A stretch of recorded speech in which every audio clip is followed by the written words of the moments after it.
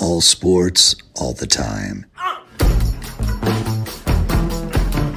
There's heroes and there's legends. Heroes get remembered. Legends never die. This is the Spoken Podcast. Hold your ears, folks.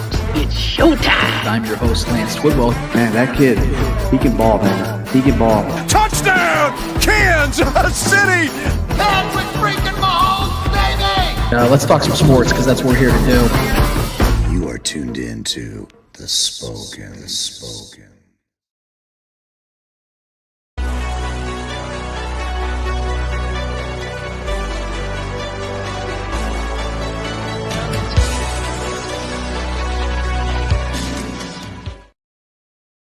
This is the Spoken Podcast. I'm your host, Lance Twidwell, here inside the Starcade Media Studios with my guy, Trevor Twidwell. What's good? Episode 315 is in full swing, full motion. We're so happy to be here with you and for you to be here with us, whether you were live streaming, podcasting, or YouTube. We want to thank you so much for taking the time to be with us in this time as we have another awesome show, in my opinion, in Trevor's opinion, and hopefully in your opinion, for you today, because we have a lot to get to, a lot of discussions to be had in the world of sports, particularly here in the central part of this country that we live in. Whether you love the way things are going here or not, we still push on. We still talk about sports like we always do here, because this is the outlet for everybody to have a little bit of a break from all the chaotic nature that we deal with every single day in our lives. So we hope that you want to hang out with us for a couple hours, as we like to do every single Saturday, and we want to appreciate every single person of you that have already subscribed to our channel. Speaking of that, real quick, if we can have a moment of your time, since you're already here, of course, if you would like to go to YouTube real quick and go to the Spoken Podcast,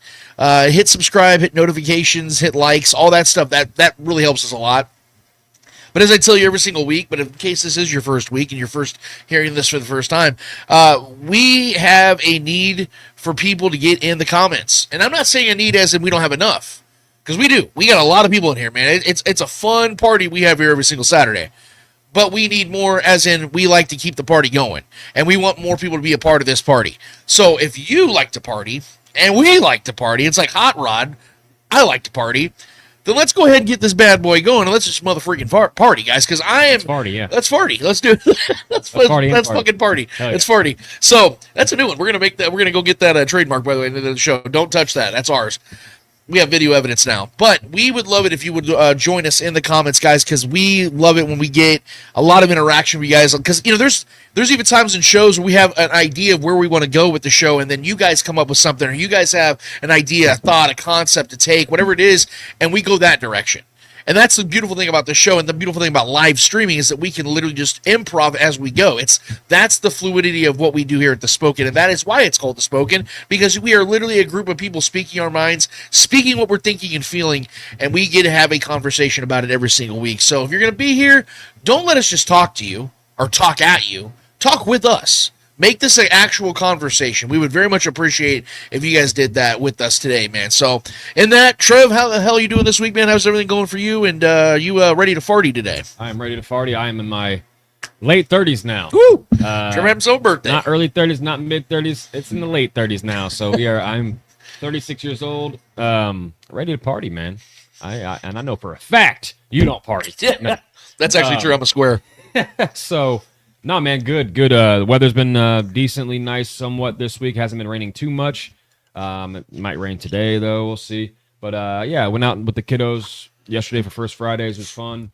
Took them to their first Fridays that they've been to. So just hung out, got some, walking in. And, yeah, man, ready to talk some ball today, bro. Absolutely. First Fridays is awesome, by the way. If you've never done it and you're in Kansas City, go out there. It's literally the first Friday of every month during the spring, summertime.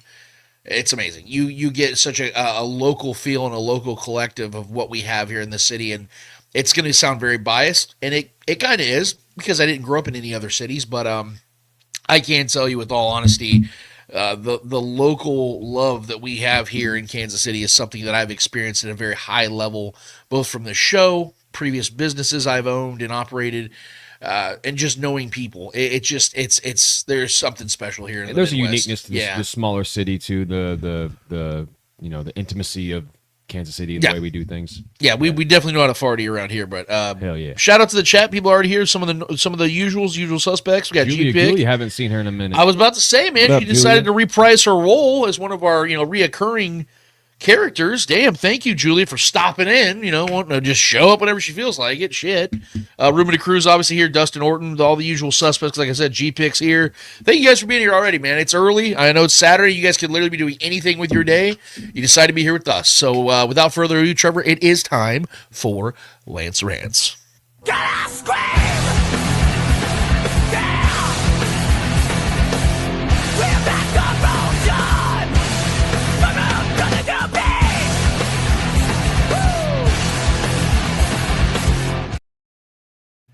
So you guys know that I'm not just a content creator. I'm also a consumer of sports and sports media, primarily because of the fact that I am somebody who always wants to hear someone else's perspective. Hence why I tell you guys all the time I want to hear from you.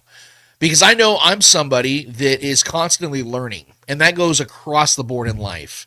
I never want to be somebody that feels or acts as if I know enough, or if I have gotten to a place where I don't need to hear anybody else. But there are some times where I hear something and I resent it, or I don't want to take that as seriously. And unfortunately, that scenario seems to be the case. That seems to be what I go through a lot of times when I listen to a lot of local sports radio. And I'm not calling anybody else in particular. I'm not trying to get nasty, but I think there's a desire to be heard so badly sometimes that sometimes we say things just to simply get the reaction, or maybe we just say things to get a conversation started. And I don't really like that approach. Sure, Trevor and I, we like to get you guys enticed and intrigued to talk about things on the show, but I'm never going to come on here and say something that is just provocative in the hopes that it's going to just make you guys want to talk at me as much as possible, and I get all these people to, it goes viral, whatever the case is. That's never an approach I think is an honest approach. I think it's a very dishonest approach, in fact. And I think that there was a couple of instances that took place this week on local radio. And I'm not saying it is intentional. I'm not saying it was unintentional, but I have to voice my opinion on it. Because we know that right now, where we're at in Kansas City when it comes to the sports landscape of things, we are in the midst of both the Royals and the Chiefs moving out of the Truman Sports Complex. We know that this is almost a surefire inevitability for both teams. We know for sure the Royals. The Royals are not going to be staying at Kauffman Stadium. So that's already a foregone conclusion.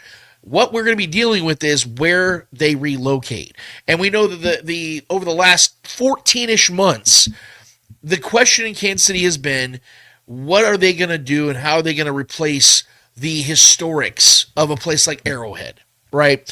And the majority of us that are watching this show, that is hallowed ground to us. We respect it. We love it. We revere it. Some of us have been there a million times. Some of us have been there maybe once. Maybe some of you guys have never been to Arrowhead. But that's the part that I want to talk about today. Because I heard this particular radio host talking on his afternoon show yesterday. I'm driving home. I have nothing else to do. I've been listening to the new Turnstile album this whole week, or actually since it came out, was it yesterday or the day before? And I was kind of out of the music. I wanted to hear what people are talking about in the sports world because, we got our show this week, and I wanted to get some inspiration. I had some ideas of what I wanted to talk about today. But I said, you know what? I want to hear what everyone's talking about today. And, of course, it was about the stadium, whether it's going to be renovation for Arrowhead in particular. And that's what we're going to focus on. We're not going to talk about the Royals so much because, like I said, we can talk about that another time. It's going to be a downtown ballpark. It's going to be over 119th and Null. There's a lot we can talk about when it comes to the Royals, and we've touched on that. But I want to talk about the Chiefs in particular because there was something they had mentioned on their show that I'm going to have to disagree with vehemently. And it sounds weird to say it because we all know that Arrowhead Stadium is a very special place. As it currently stands, it is the second oldest stadium in the NFL behind Lambeau Field. Yep. We know that Lambeau Field is one of the most historic landmarks in America. We know that is a place it's like a bucket list place for people that visit America. If you get some kid from across the world that's coming to America and wants to spend a week here, that's a place I'm going to tell him to go. If it's in the fall, winter season, dude, you got to go to Lambeau. You know what I mean? Like, that's a place that Trevor and I talk about all the time. Bro, we got to get out there. We got to go check that place out because it's historic and it's been there forever. And it's in the middle of a freaking neighborhood, Green Bay, Wisconsin. It's a really eclectic, unique situation they got going up there. So the Chiefs have that kind of going on their side with Arrowhead. We also know that the founding father of this team and the former owner of the team, Lamar Hunt, the father of Clark Hunt, now the new owner, built the stadium with his own hands, helped create the NFL, created the Super Bowl. There's the historics of that as well. And also we know one thing about here in Kansas City. Anybody that's been to Arrowhead knows this. There's a party going on every single time, hours before that game ever kicks off. It is the greatest tailgate in all of American sports. It's not even debatable. People that aren't even Chiefs fans that I've taken to games, I won't say anything. I won't try to influence them, sway them, persuade them, anything. I'm like, just tell me what you think at the end of the night. And when we leave, they have told me every single time, dude, that was the best party I've ever been to. The food was amazing. I mean, the smells. You're driving down 70 Highway and you smell Arrowhead Stadium. If that doesn't get you pumped, man, I don't know what does. And the smell, by the way, just a little spoiler alert, is straight up barbecue of the gods. It is the greatest barbecue in the history of humankind. And it resides here. So the party alone brings the boys to the yard, if you know what I'm talking about. And the nature and the experience of everything that we have at Arrowhead is so great. It's so vibrant. Even when the team has sucked. Trevor and I have been to Arrowhead when the team was horrible. It was ass. And we still had a great time. You know, we didn't have a fun time for the 4 quarters the team was playing, but you know what? Damn it. We had a good time 3 hours before the game. Yep. We all have our stories at Arrowhead. And the thing that this radio host was talking about was how do they replace the appeal and the experience of Arrowhead Stadium? How would they be willing to give that up for a newer stadium? Because as Nate Taylor of The Athletic did report yesterday and the day before, Clark Hunt wants a dome. You know why Clark Hunt wants a dome, guys? Because Clark Hunt wants 2 things. He wants to have year-round events that generate millions and millions and millions of dollars for his stadium, and he wants a freaking Super Bowl. And you know what will happen if the Chiefs were to get a dome? They're going to host a Super Bowl. Do you know how I know that? Because Detroit has hosted a Super Bowl. Yeah. Do I need to say anything else? That's what Clark Hunt wants. He wants to, yes, honor his father and respect and reverence and revere everything his father built. But it is now his time to lead this franchise into the future. He has to be thinking forward. He has to be innovative. He has to get with the times. And this is something that this franchise has always dealt with, ironically, because they were the ones that helped revolutionize the sports. And for the last 30 to 40 years, they've been so behind in everything. It's only been the last 10 to 15 years that they've really decided to take things to the next level. I don't know, get rid of those orange chairs for the first time in forever. That was a big, huge thing we talked about forever. Finally did that. And all of a sudden, the stadium looks beautiful. But the appeal is what I want to talk about here, because I'm going to be honest with you guys. So this is coming from a lifelong Chiefs fan. I have not missed a Chiefs game. I've watched every single Chiefs game since probably 1996. I've never missed a Chiefs game. When it comes to the appeal of Arrowhead and getting a new stadium, it's overrated. And here I am talking and explaining about how great it is and how we all have our own memories. We all have our experiences, or at least most of us do, about how great Arrowhead is in itself and just the party and the vibe and just what it is, the atmosphere of it before the game even kicks off. The best party in the NFL. But when it comes between that and the Chiefs having a better, more modernized stadium that facilitates everything they're looking for, the appeal doesn't mean shit.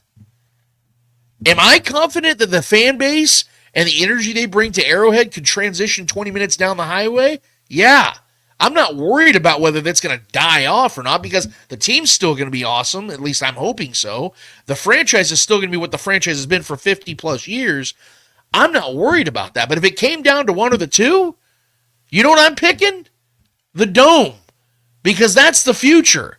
I'm a more progressive thinker. And here's the biggest thing. And here's the biggest point. The reason why this whole appeal thing is actually very overrated when it comes to the grand scheme of things. Trevor, how many Chiefs fans worldwide would you guesstimate are in existence right now? Shit. Just like take a wild guess. I mean, obviously it's gonna be probably way off, but like just a guess of or even don't even do world, just do America. Like how many Chiefs fans do you think there are? I mean, along with the new ones. Yeah, sure, bandwagons, all of it. Millions. Millions, right? Yeah. Okay. Probably tens of millions. What would you say the percentage is of people of those millions that have been to Arrowhead one or fewer times? A lot. Would you say 75 to 90% of them? Probably. Of millions of people? Yeah. Because there's most probably of those people aren't traveling to. Most of them aren't traveling. Yeah, at most 500,000 different people a year go to Arrowhead Stadium. Unless we're going, not to be about seeing half a million. The Chiefs play in their city. If say they live in Jacksonville or something, the Chiefs kind of played in Jacksonville. No, I'm talking about going to Arrowhead. Yeah. Once or fewer times in their lifetime so far. Right. Because you and I know many Chiefs fans have never been to a Chiefs game. Yeah, I know. Many. Several local people that have never. Yeah. Yes, sure. exactly. Yeah. So the appeal. What does it really mean when it comes to the grand scheme of things? Because the majority of the people that consume this sport, and in particular consume this team locally or consume this team at all, don't go to the games. So when we're talking about what the appeal actually means and what it actually matters to the grand scheme of what the Chiefs are and what brings the people, is it really that we should focus on? Or should it focus on the quality and the betterment of the brand? And the quality and the betterment of what this team has to offer to everyone, the people that go and don't go. Because I know right now it seems insane to think that they can actually better the experience. But what if they could? Because I don't know about you, Trevor, but I look at all the billionaire owners in this NFL, none of them actually downgrade their stadiums. Do you know why that is? Because they're always looking for something better for the experience of the casual and the obsessed fan, right? Yeah.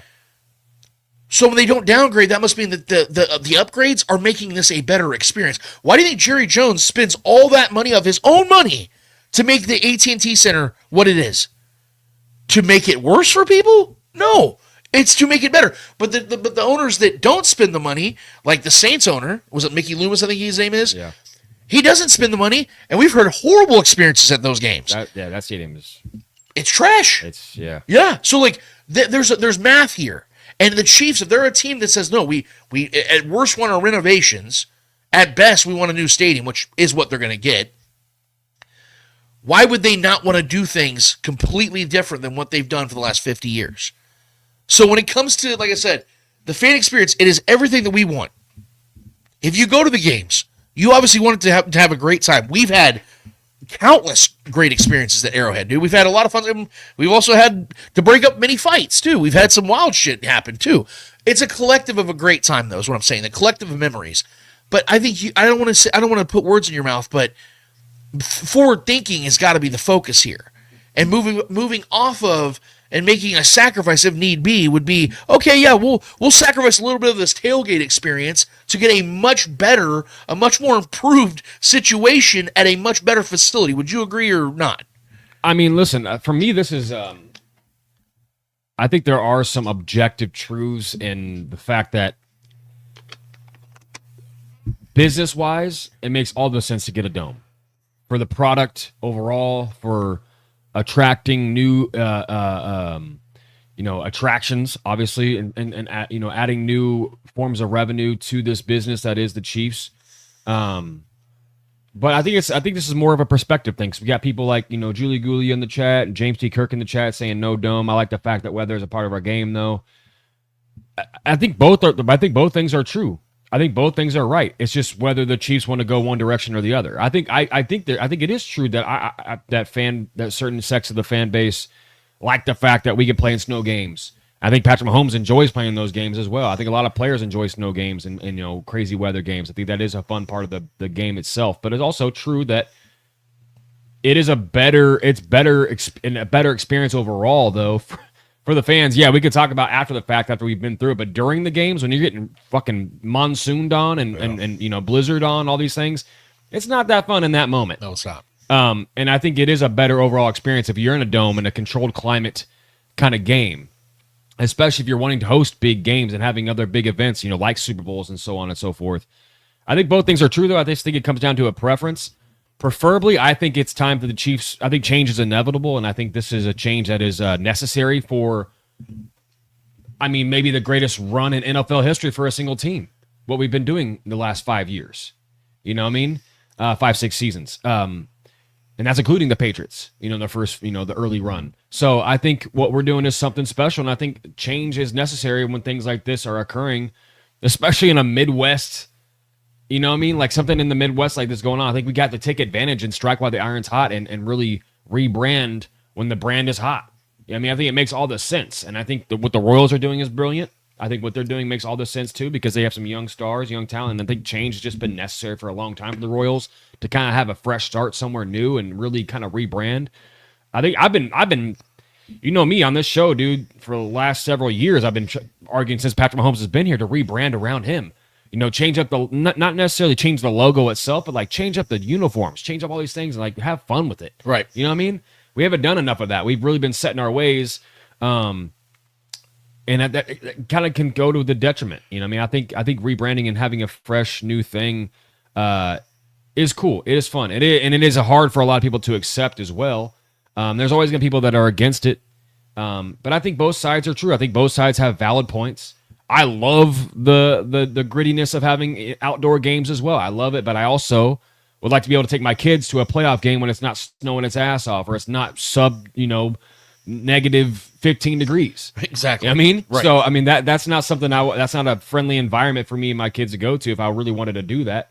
So I think I understand both sides of this. And as a Chiefs fan growing up in the crazy elements, I have an affinity for it. Obviously, having been to a lot of games like that, right? And watched and enjoyed a lot of games like that, even on TV when I'm not even in the elements. It does give you an edge when you're a team that is used to those things and the other teams aren't. Like i.e. the Miami Dolphins game a couple years back when they came here and it was record-setting cold weather. Yeah. So I get both sides, but I think it is time. I've been saying it for a while. I think it's been time that the Chiefs rebrand and a new stadium has been something that I think is just long past due, in my personal opinion. And I want to add this to one more thought to the fear that people have of losing the said, experience factor. Do you guys really think that Clark Hunt would be so out of touch that when they build that new stadium, they're not going to make sure that they have the parking space and the situational settings for fans to do things that they've been doing for many years at Arrowhead now? Right. Like, you don't think that they're going to operate the outskirts of the stadium in a way that's going to make it so palatable for everybody? Like, this is the one team in the NFL, one of the few teams in the NFL that gets that. Like, the one thing the Chiefs have always gotten right is fan experience. That's something they've always done well. Yeah. So why, when they finally get a new stadium, would they go the other way? That makes it doesn't add up. Well, that's why I said strike while the iron's hot, too. Right. You have the quarterback, you have the head coach. I mean, I know the stadium thing is probably not going to be around until they're probably gone. Yeah. Or Patrick Mahomes is probably on his last leg. Yeah, he'll be probably about 35, 36. For sure. So, I mean, this still, striking now makes all this sense. You know what I mean? And then our guy, Micah Hayes in the chat says, the Penner Group who owns the Broncos are about to build a dome near the airport or Douglas County. Clark Hunt is not going to keep spending dollars on renovation. Exactly. That's why I've been telling you guys for the longest time the Chiefs are not renovating Arrowhead Stadium. Yeah. They put that half-assed attempt out there in the hopes that Jackson County would tear it down. That's why I told you guys all that time ago, I don't blame Jackson County residents for turning it down, but I hope that Jackson County knows what that means. Because, yes, I know recently they had the special sessions that other counties will help try to fund or pass the bill. That might be all good and true, but that's still going to come out of Clark Hunt's pocket at the end of the day. It's still going to be hundreds of millions of dollars out of Clark Hunt's pocket to spend because it's a private situation they have on the Missouri side. Like I've said, my point of this too, I think that still gets kind of overlooked is, and this is not factual, don't quote me on this, but this is something that I do believe personally. I think Clark Hunt wants his own legacy too, because he's lived in his dad's shadow this entire time. This was his dad's baby. This was his dad's team. If he can start a new stadium, create a new stadium, and create a new experience for Chiefs fans and elevate the experiences for Chiefs fans, and this can be his legacy, his baby, because he's still a younger guy. He's still got a lot of ownership and prowess and things to grow upon for his personal legacy as the owner of the Chiefs and what the Chiefs have done just under his tutelage and leadership with the finding of, Patrick Mahomes and bringing in Andy Reid. This is all his doing, right? Yeah. So I think obviously he's established leadership and the success of the team, but now establishing a new experience for the fans and bringing in new attractions for the city is another massive part of his legacy that I think he can really lean on and have some pride. I think that's correct. a really cool thing to think about for him personally. And I think that matters, obviously, because this is his money, right? So I think him creating his new extension of what his dad started is a really important thing. But I think for him, if I'm putting myself in his shoes, that's where my mind would be 100%. And that's actually where I agree completely with you, is the fact that I think this has a lot to do with, like you said, Clark making his own path. And let's be real. I will never try and speak for someone who's no longer with us. That's not something I like to do. Sure. However, I understand, based upon what Lamar Hunt set forth, that there's a reason he kept this in the family, because he wanted his sons to operate this the way he saw fit, and also trusting them to lead it in the future the way that they would see fit. Yeah. So I would imagine that Lamar would want his son to do something like this. He superseded what he even probably fathomed. Yes, and Lamar, if he was still around, would be thinking of this. How do I know that? Because when Lamar was still around, they almost moved off 10 Highway in 2006. So, like, these are things that they've been talking about now for almost 20 years. You know what I mean? Like, these are things that have been entertained for quite some time. Now, Lamar was older. He wasn't running things as much. He was still, but he was still the owner, is what I'm saying. They still had to get bosses, Mr. Boss, to sign that check. They've wanted to be innovative and having forethought for future things for a long time. Right. So they've been looking for quite some time. I think what they've done is they've now maximized Arrowhead. It's served its purpose now for over 5 decades. But Mark Donovan and Clark Hunt have both said, before and after the voting process came and went, that the area they're in is not a place that they can adequately build what they're looking for, not just as a stadium, but as an attraction site, because they also want to build kind of like how the Patriots have, where they have like that little Patriotsville. They want to have that. Yeah. They want to have something kind of like the Atlanta Braves. I've mentioned that before, the Battery. It's a suburb of Atlanta. It's not even actually in Atlanta. And they have like this just humongous attraction site of Braves shit. Yeah. Like, that's what the Chiefs want to become. And it makes total sense, because that's just an absolute revenue bomb. That's just the Legends would be a perfect spot. 100%. The Legends, Bonner Springs area is like, that is a prime area, because the reason we know this is, one, you and I live in the area, and two, we saw Kansas Speedway all those years ago get brought in through the Star Bonds, and it got paid off 7 years early. 7 years early, dude. Almost an entire decade early, it was paid off. So the Star Bonds work. The Speedway is going to be bigger than Arrowhead Stadium. You know what I mean? Like, that's a wider area, much more land and all that shit.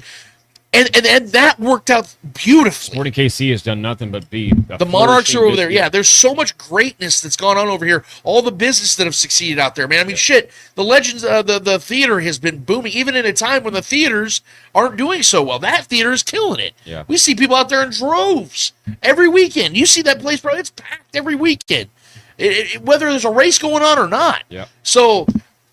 This is stuff that I know businessmen are paying attention to. And like I said, the appeal is something that is still very important to this team. But what they're looking at right now in the micro, not the macro, is we have got to build a better, more modernized facility, because something we haven't even addressed that has been a big talking point amongst NFL peers is the shitty facilities that Chiefs players have been having. Yeah. How do we know this? Well, they got ranked the worst amongst all facilities in the NFL. The owner got shit on. Clark Hunt got shit on by those grades as well. You think he likes that? Yeah, as much as we shit on the Bengals and hear about the Bengals shit, like, yeah, still got ranked lower. Do you think Clark Hunt is going to renovate and spend over $200-300 million on renovating his facilities in a stadium he's not going to renovate as a whole? That's why he hasn't done it. I'm not making an excuse. I'm saying that this is the reason as to why they haven't done it so far, because they know we're not planning on staying here for the next 20 years. Yeah. So why would we renovate the facilities and the locker rooms and the showers and the workout rooms? And they wouldn't do that. It wouldn't make sense, because they're basically just going to blow the place up in 5 years. So that's what I need people to understand, is that this is bigger than what we're thinking about. It's much bigger. It's a business move. It's going to happen. Do not worry, though, guys. It's going to still have that same Arrowhead. It may not be in the same It may not be the same every single week when it comes to like having this open-air stadium. It's old retro style.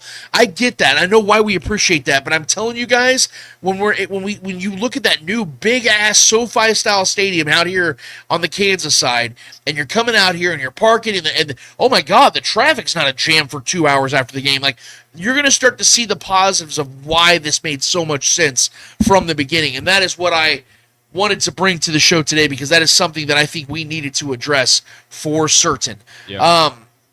I put out a Twitter poll this week also, Trevor. I don't know if you saw it or not, but I put this out there because I had an interesting thoughts in regards. I like to always do these player scenarios before the season kicks off. And this one's kind of random, but this is something I felt like was a good conversation piece. So I put this out there a couple of days ago. I said, what is more likely to happen in 2025? Hollywood Brown plays 15-plus games, or Chris Jones has 15-plus sacks? And if you look at the results, this is a very interesting thought process. Biggest reason why I think that is, well, one, the reason I put these two guys on here is, one, the biggest reason is Hollywood Brown has played in 15 or more games twice in his career. Right. That is the same amount of seasons that Chris Jones has had 15 or more sacks. That is why I wanted to put that comparison out there. Like, what's more likely? Who's more likely to reach number 3? Yeah. And I to be honest with you, it's closer than I was expecting. But I thought it was going to go on the other end. If I'm putting money on it, I'm putting money on Chris Jones. And this is where I was at. Yeah. I was there too. I thought, because, and here's the biggest reason why. Not that I doubt Hollywood Brown, but when it comes to banking on an injury, I hate to say this, but an injury-prone player. He is. To play X amount of games as opposed to banking on Chris Jones performing at a high level. Yeah. I'm going to go with the player that's proven that he can play at a high level multiple times in his career than a guy that was able to play 15-plus games a couple of times in his career. Does that make sense to you? Yeah, absolutely. Yeah, and this is why I wanted to put that out there today for you guys to discuss, because I, in an ideal world, would like to see both of these things happen, and I think they both could. But if we're asking the question, which one do I think is more likely to happen? I don't think it's a question. It's Chris Jones. For one, the durability factor is severely on Chris Jones' side. Very rarely has Chris Jones ever battled any type of injury, let alone been sat out because of it. Right. Two, if we are to sit here and believe that this defensive line and defense as a whole has gotten better, that means it's going to be a little bit easier on Chris Jones to dominate like we know he can and will. I don't think that this defense is going to be as bad. This defensive line is going to be as bad as it was last year. I don't think they're going to struggle as bad. I believe that George Karlaftis, knowing that he's on the precipice of making a lot of money, is going to have himself a hell of a season. Yeah. I think Mike Dana is going to have a good season. I am the biggest Ashton Gillotte fan there is. You guys know I believe in this rookie. I'm not saying this dude's going to go out there and spark up 12, 13 sacks, but I think this man's going to be in the mix a lot. I mean, Amenahu still being here, too, I think is up. Amenahu, I didn't even get to that. Yep. The veteran that is here still trying to make big money, 27, 28 years old, prime of his life, prime of his career. That could be a massive X factor in all of this. And we know that FAU knows this is his last chance to prove his worth as a Chief. So there's a lot of good things and good possibilities and good potentials here when it comes to the pass rush as a whole, and that doesn't even include what Chris Jones brings to the table. Right. We didn't even talk about the rookie Norman Lott. We didn't talk about veterans like Mike Pennell still here, like guys that can be effective pieces to the equation. If these guys just do their jobs, Chris Jones is going to have some blow-up games, some serious blow-up games, even at 30, 31 years old. Chris Jones is still, in my opinion, the best interior defensive lineman we have in this league. Yeah. And Hollywood Brown, sure, he could play 15-plus games, but the man played, 3 games all of last season and had one of the most unique shoulder injuries, a freak shoulder injury. I'm not going to hold that against him, but he's had a collection of injuries at 27 years old. Smaller frame guy, too. Yeah, it makes me a little concerned. He's not short, or he's like 5'9", 5'10", right? I think he's 5'10". So he's kind of on the short side. Light guy, 175, 180 pounds. I have concerns about those guys. You know me, man. I like bigger receivers. I like guys that are A.J. Brown size. Those guys are the ones that make me feel a little more comfortable about the durability. That's why I had my worries about Xavier Worthy. But this is something that I want to get your guys' thoughts on this. Give me your guys' takes on this. Which one do you think is more likely to happen? Because I think there are going to be some people on the side of Hollywood Brown. I love the optimism of Hollywood Brown. I love the fact that people are big on him. I am too. I was happy as hell the Chiefs brought him back because I think there is a certain level of unfinished business when it comes to Hollywood Brown in this team. I think he's a guy that can be a very, very solid wide receiver too for this team. If I was banking on it, I would say that Xavier Worthy is going to become that this year. I think Rashee Rice is the solidified wide receiver 1 on this team, but Xavier Worthy might even pass him up because I think Xavier Worthy is more talented than Rashee Rice. Far more upside with Xavier Worthy. And that's coming from me. The guy it's been slow on as Xavier far Worthy. As catches and receptions and maybe yards, I think Rasheed's got it in the bag when he's healthy. But, I mean, as far as overall production and scoring touchdowns, I think Xavier Worthy is going to take that leap. Right. I think that's where we're kind of at. I think they're both great at what they do, but Xavier Worthy just has that nose for the end zone. Rashee Rice just has that nose for getting first downs and just yards after catch, things like that. Yeah. But I think Hollywood Brown could definitely make his mark too, man. I think him being the savvy veteran at this point. But yeah, staying healthy is the key for him for sure. If he wants that production and wants those numbers up this season, I definitely think he can. He's obviously capable of doing it, but he's also capable of not doing it more than he has been doing it. So I think Chris Jones would be more likely. I think the most likely scenario is neither one of these things happen because 15 sacks is a lot too for Chris Jones at this point of his career. But I think the likeliness of him reaching 12 to 15 sacks is more likely than getting a damn near full season out of Hollywood Brown, I think, in my opinion. And so, yeah, like I said, if you guys have thoughts or takes on this isn't something we have to, like, super dive into too much. But if you guys want to talk about this, we can definitely do that, and we can get it on the chat. But there's something else I also wanted to bring up because I saw Chase Daniel on the facility. I don't know if you guys ever watched that show on FS1. I peep on it most of the time, usually during the football season. This is the time of the year where I don't really talk about it too much. But I saw Chase Daniel bring up something, and it was... I like Chase Daniel. I know that there's times I'll disagree with something he has to say, and that's going to be with everybody. But there was a topic at hand that I agreed almost completely with him, and at the very end I completely disagreed with him. So I have a top 5 head coach quarterback duos list. He put his out there. His list was Andy Reid, Patrick Mahomes at the top, Sean McVay, Matthew Stafford, John Harbaugh, Lamar Jackson, Sean McDermott, Josh Allen. Very solid top 4. His top 5, his 5th though, was Zach Taylor and Joe Burrow. Now you hear that name, you're like, oh well, yeah. I mean, obviously Joe Burrow's one of the best quarterbacks in the league. Zach Taylor's been decently, successful at times. Like, it makes sense. My response to Chase Daniel's list though at that 5th spot was, it's hard for me to put somebody in the top 5 of this head coach quarterback duo when they are on back-to-back seasons of missing the playoffs entirely. And this is with a healthy Joe Burrow. Like, yes, Joe Burrow has dealt with some dinks or some dings, like his leg injury, he's had that wrist injury. He still played all the games. And he had one of the most talented offenses in the entire NFL. And the year before had a top 14, 15 defense in the league. Last year the defense was ass. But the point was, you missed the playoffs in back-to-back seasons entirely. I can't put you in my top 5 and have any type of conviction. So we can put mine up real quick, Trevor, as far as what I have is my top 5. If you look at the top 4, they're the exact same as Chase Daniels. I have Andy Reid, Patrick Mahomes at the top, Sean McVay, Matthew Stafford, John Harbaugh, Lamar Jackson, Sean McDermott, Josh Allen. Yeah. But I have Nick Sirianni and Jalen Hurts. Now, I know people are going to be like, Lance, you and Nick Sirianni, trust me, I get it. Success, man. But that's it right there. Yeah. When we're talking about they win. I was almost tempted to put Shanahan and Purdy up there. I was almost tempted. Yeah. But I think Hurts is a better quarterback. Obviously, Shanahan's a better head coach than Nick Sirianni. I'm not even debating that. The fact they've won a Super Bowl together, been to 2 in the that last 3 changes years. things. Exactly. Yeah. That changes things. That changes things. And here's the thing about the whole Hurts and Nick Sirianni thing and why I have them on my top 5. In the 4 seasons Hurts has been their starter, they've been to the postseason all 4 seasons. They've played in 9 postseason games, won 6 of them, and made 2 Super Bowls and won the 1.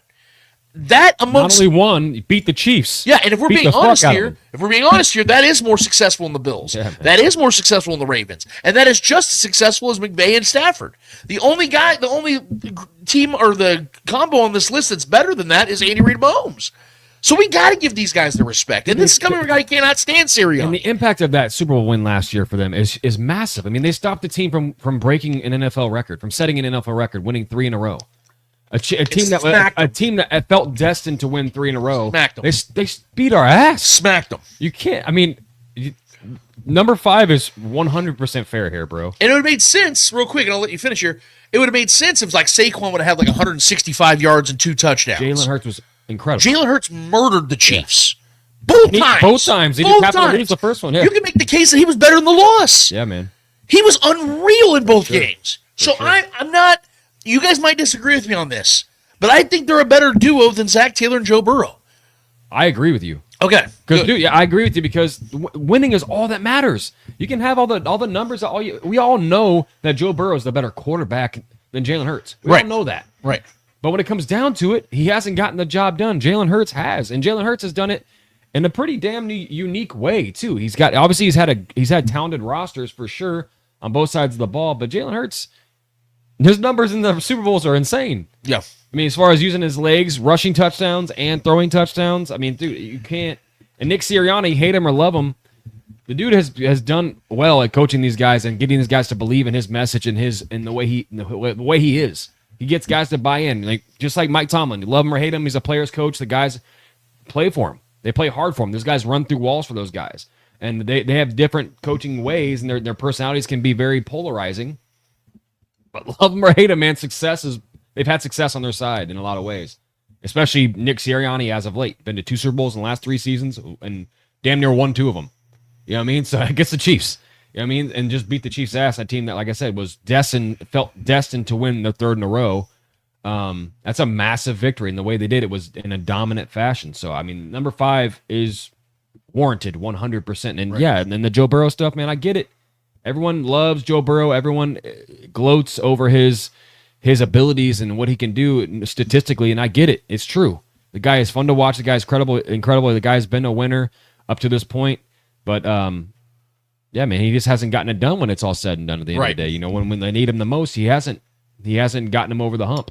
And Jalen Hurts has. And Jalen Hurts has done it in a very humble, mild-tempered kind of way, man. He just goes out there and does his job. He doesn't need to be talking all kinds of shit. And I don't want to hear anybody bring up the rosters surrounding Jalen Hurts. Yeah. When we talk about Lamar Jackson and Joe Burrow and Josh Allen and all these guys at one point having the best defenses in the league. Yeah, man. All 3 of those guys have had the best defense in the league at one point.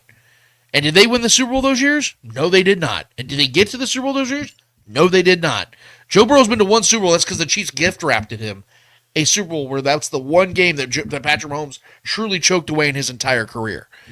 Ruby DeCruz says Allen's done nothing. I mean, that's a solid point too. I mean, I don't know what your point, what your rebuttal to that would be about, because obviously Joe Burrow's been further than Josh Allen has. I wouldn't say nothing, and look, no one's more critical on Josh Allen than I am, because I know how talented he is. So I hold people, I hold people to a higher degree of success, or I demand more out of them when they're that great. Josh Allen has been, I think he's underachieved for sure. But to say nothing, I mean, the dude's been to 2 AFC championships. He is now an MVP. I don't think he deserved it, but he did win it. Josh, I will say though, in comparison to the Joe Burrow thing, just to cut in, Josh Allen's not in consecutive years or at all outside of his early first season. It's just missing the playoffs, outright. Right, that's not happening. No matter how bad his defenses can be, Josh Allen's going to will his team to the playoffs. I think they've won the division every year since 2020, if I'm not mistaken. Yeah, so, I mean, granted, not nearly as tough a division as Joe Burrow's in. Maybe the toughest division year in, year out, almost every single season for the last decade is that division. Yeah. So I'll give Joe Burrow that edge. And Joe Burrow, obviously, as a guy, hasn't been able to stay healthy either. Right. And and that's into Josh Allen's defense. He's an Iron Man. Right. And that guy talking about sacrificing your body maybe does it more than anybody in this league. Right. You know what I mean? And he's an Iron Man because he doesn't get hurt. He doesn't get hurt, man. The hits he's taken, the punishment he's taken, he still gets up and slings the ball around, does what he does. If it wasn't for Patrick Mahomes, the guy would probably have a ring, man, for being honest. I mean, he'd at least be in a couple Super Bowls. I was going to say, he'd have at least 1 or 2 Super Bowl appearances, because who knows if he beats 2020, 2020 they go to the Super Bowl. Right.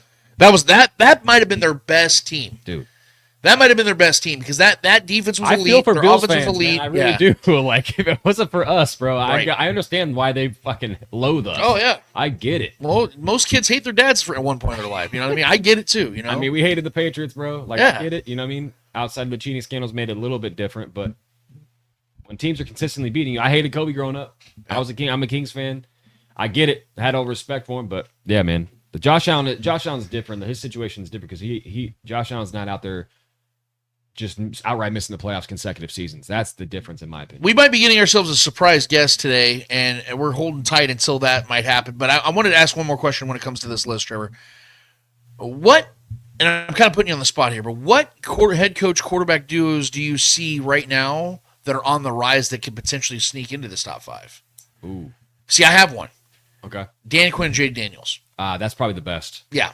I think that, and we talked about them last week, Yeah. Ben Johnson and Caleb Williams.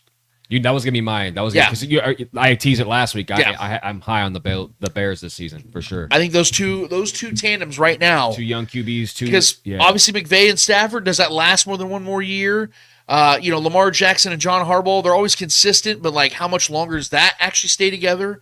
And then Sean McDermott and Josh Allen, like I'm putting them in there because of how they're consistently in the playoffs doing their thing. You could say LaFleur and Love too. I still think they got to win more though. I know. Yeah. But I still think I love LaFleur as a coach. I think he's a brilliant guy. I think what he's doing over there, they got to hit a consistent stride. They're very inconsistent. And the playoff woes are just. And can I give you another one that might shock you? Yeah. It will. But I think this is one of the best coaches in the league, and I think this kid is going to be a better quarterback than almost anyone out there except me is expecting. Watch out for O'Connell and McCarthy. Dude. Yeah, I'm not on that. J.J. McCarthy, I'm telling you now, and I'm putting this on film, J.J. McCarthy is the truth. I disagree. This kid, I watched him at Michigan, dude, and I saw how many times he had to pull. He had a. I disagree. He's he's sneaky mobile. Running one of the best running games offensively, and one of the best defense, if not the best defense. I get it. I know, but so did Joe Burrow. Joe Burrow had the greatest college team ever.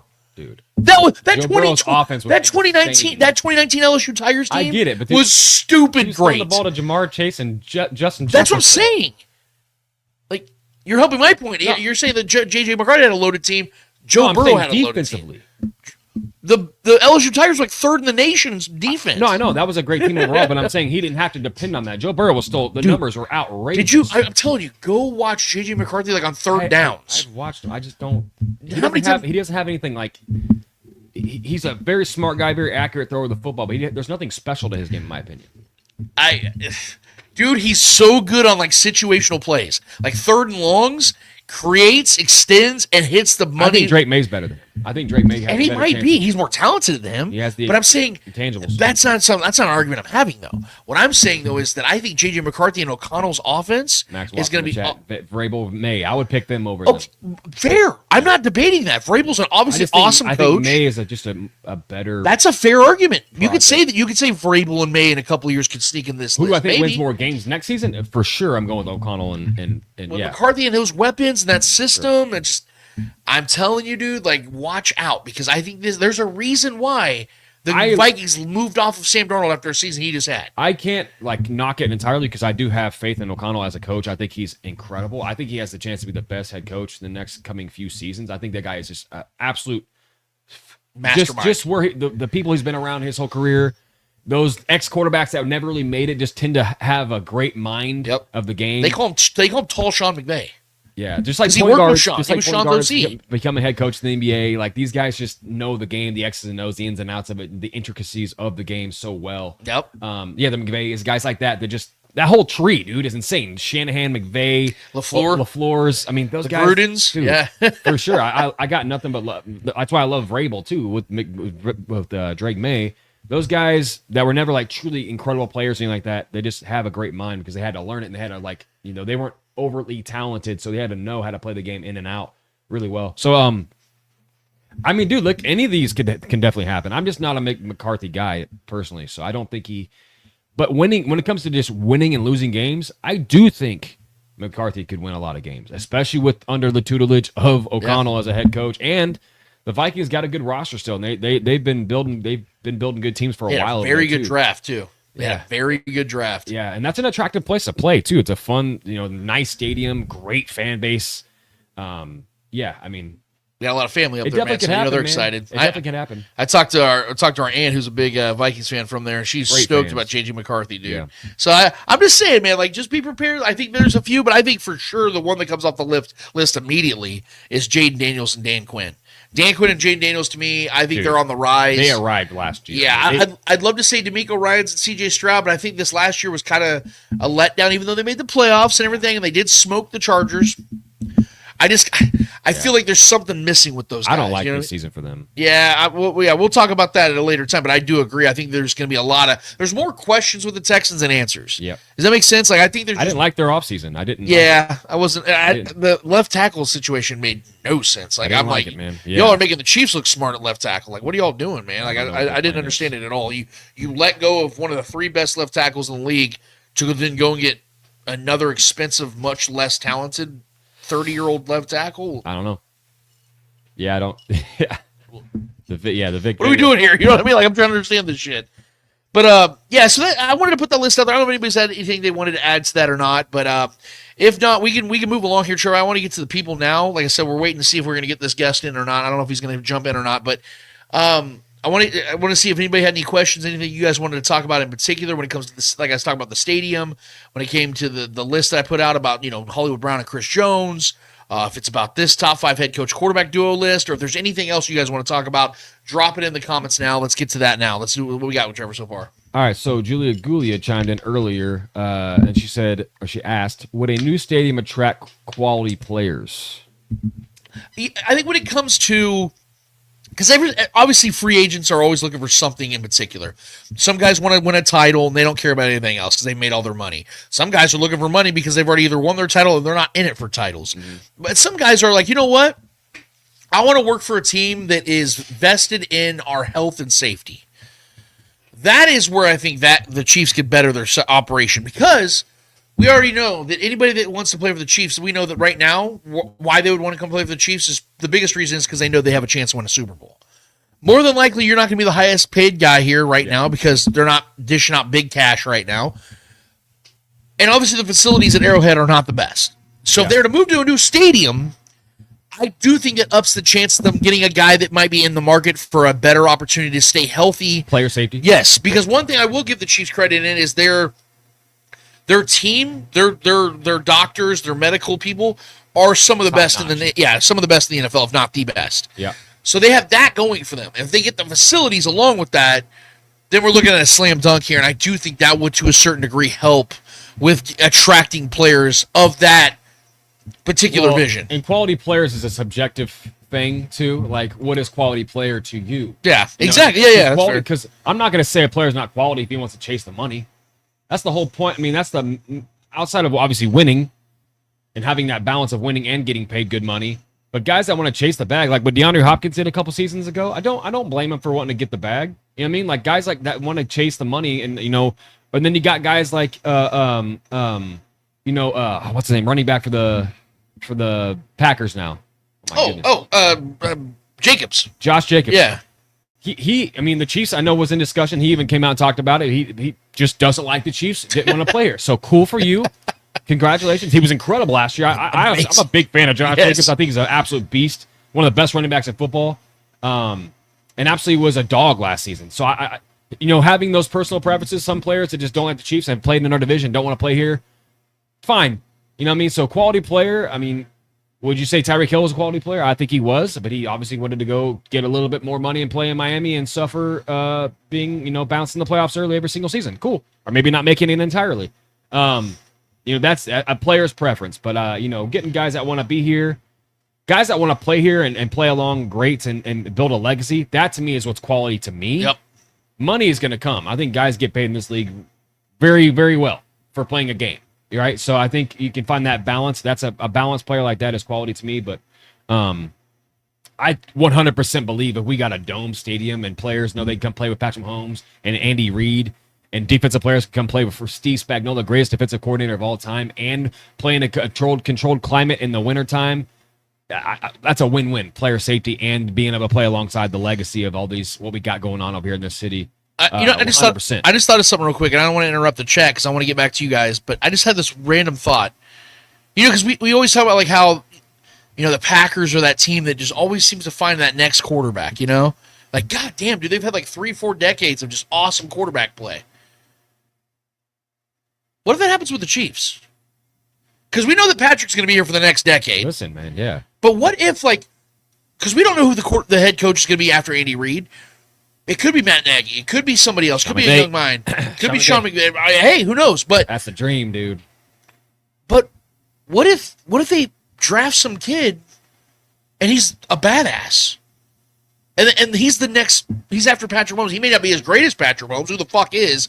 But imagine they got themselves a top 12 quarterback in the league for the next 12 to 15 years after that. Well, Brett Veach is still at the helm. I fully expect that. He's only 46 years old. Like, got an eye for the quarterback. I mean, I'm just saying, dude. What if that's like? I know we always talk about like this is the time to live and enjoy. I agree because more than likely it's never going to be this great again. Obviously, and I'm okay with that. But could we become one of those pillars of the NFL? Yes, have sustained success year in like the Steelers. Yeah, like the Packers are almost always good somehow. Now, the Chiefs, for the most part, have been a team close to that. We've always been 9 to 10 wins, a few years in a row, dark streaks. Yeah, with the blackout games and all that stuff. That's always been without the quarterback. Matt Castle days, and Tyler Thigpen. But what if the Chiefs finally start getting that right? Where they're like, you know what? Hey, look, our defense kind of sucked this year. Our running game wasn't very good, but we just drafted another awesome quarterback. Like that's the good problem to have, because then you can fix all the other shit a lot easier than trying to find the next quarterback. But when Patrick's done, what if I haven't really thought about that. What if the Chiefs nail it again? Yeah. They're not going to get another Patrick Mahomes. And what if they go and get a Jordan Love? What if they go and get, like I said, the Packers? The way the Packers have done it. Like what if they go and get that next top 10, 15 quarterback? Yeah, like that's exciting to think about. I mean, obviously, I'm enjoying where we're at right now because this is as good as it's ever going to be. But that is something I really haven't put too much thought in. Like your kids are starting to get in their 20s at that time. To think about that, you and I are older dudes, and we've lived the glory days. But then your kids, they get their quarterback. You know what I mean? That's kind of exciting to think about. I haven't really put too much thought in that. I'm hoping that's a long ways away because, like I said, I'm enjoying the Mahomes era. But maybe we should give that a little bit more thought and worried about that a little bit more because that's something that, before we know it, it's going to be here, man. So that's something to think about. But yeah, I'm sorry, I totally interrupted you guys. I apologize. I messed with the fluidity of this. What else got people? What else is everybody talking about? So yeah, our guy Michael Maldonado, welcome, man. Yeah, man, it's been a while. I've seen you. Is there a scenario for this season that Jalen Moore and Simmons are great in camp, and let's say by week 7 or 8, Juwan Taylor has 10 penalties in a game and he's benched? Well, let me attack the Juwan Taylor part first. Juwan Taylor gets so much. I get it, but I don't at the same time. Guys, Juwan Taylor's good, man. This is why I hate Chris Collinsworth with a serene passion. It is his fault. The man caused a narrative to be created the first fucking game of Juwan Taylor's career as a Chief, and it hasn't relinquished. Yes, Juwan Taylor gets penalties. You know who else gets penalties? Literally every single player in the league except Justin Houston when he was playing. Yeah. Literally. He went 2 years without a penalty. But no, I don't understand. Guys, Juwan Taylor's been a very good right tackle. Has he lived up to the money? No. But he was never going to because they put him at right tackle. This is what I was talking about all those fucking times when everyone was killing me when I said, is he going to be left tackle or right tackle? Because they just paid him like a left tackle. Yeah. Everybody's like, oh, well, he's going to be the left tackle. Duh, Matt Verderamana said that he was going to be. Okay, well, he's the right tackle. And now he's overpaid. But has he been good? Yes. Juwan Taylor's been really good. And he's been healthy. He's been everything you could ask for out of a right tackle. Is he Mitchell Schwartz? No. But that's because Mitchell Schwartz was great. Is he Lane Johnson? No. No. That's because those guys are Hall of Famers. You know what I'm saying? That's what we have to look at. We have to be different. We have to be differential about it. So, no, I don't expect to be replaced. But the left tackle situation, if all goes well, yes, I'm sure they're going to want to give Josh Simmons the position. But like I said last week, they probably have to look at the expense of this all, and they paid Jalen Moore. It's going to be a lot more controversial than we probably want it to be. But you know what's not controversial is when we get good guests on this show, and that's what I'm looking forward to right now. I got to lean in a little bit because this wire is a little stuck here. Let's pull that up real quick, Trevor, if we can. Pull that up, yeah. Oh, sorry. Did I unplug it? Yeah. Improv. This is improv time, boys and girls. Push the laptop a little bit closer to me if you can. Yep. There we go. Now I can hear myself. Well, we've been trying to get this guy on the show for the last couple of weeks, but he's got life to attend to. He's got, situations.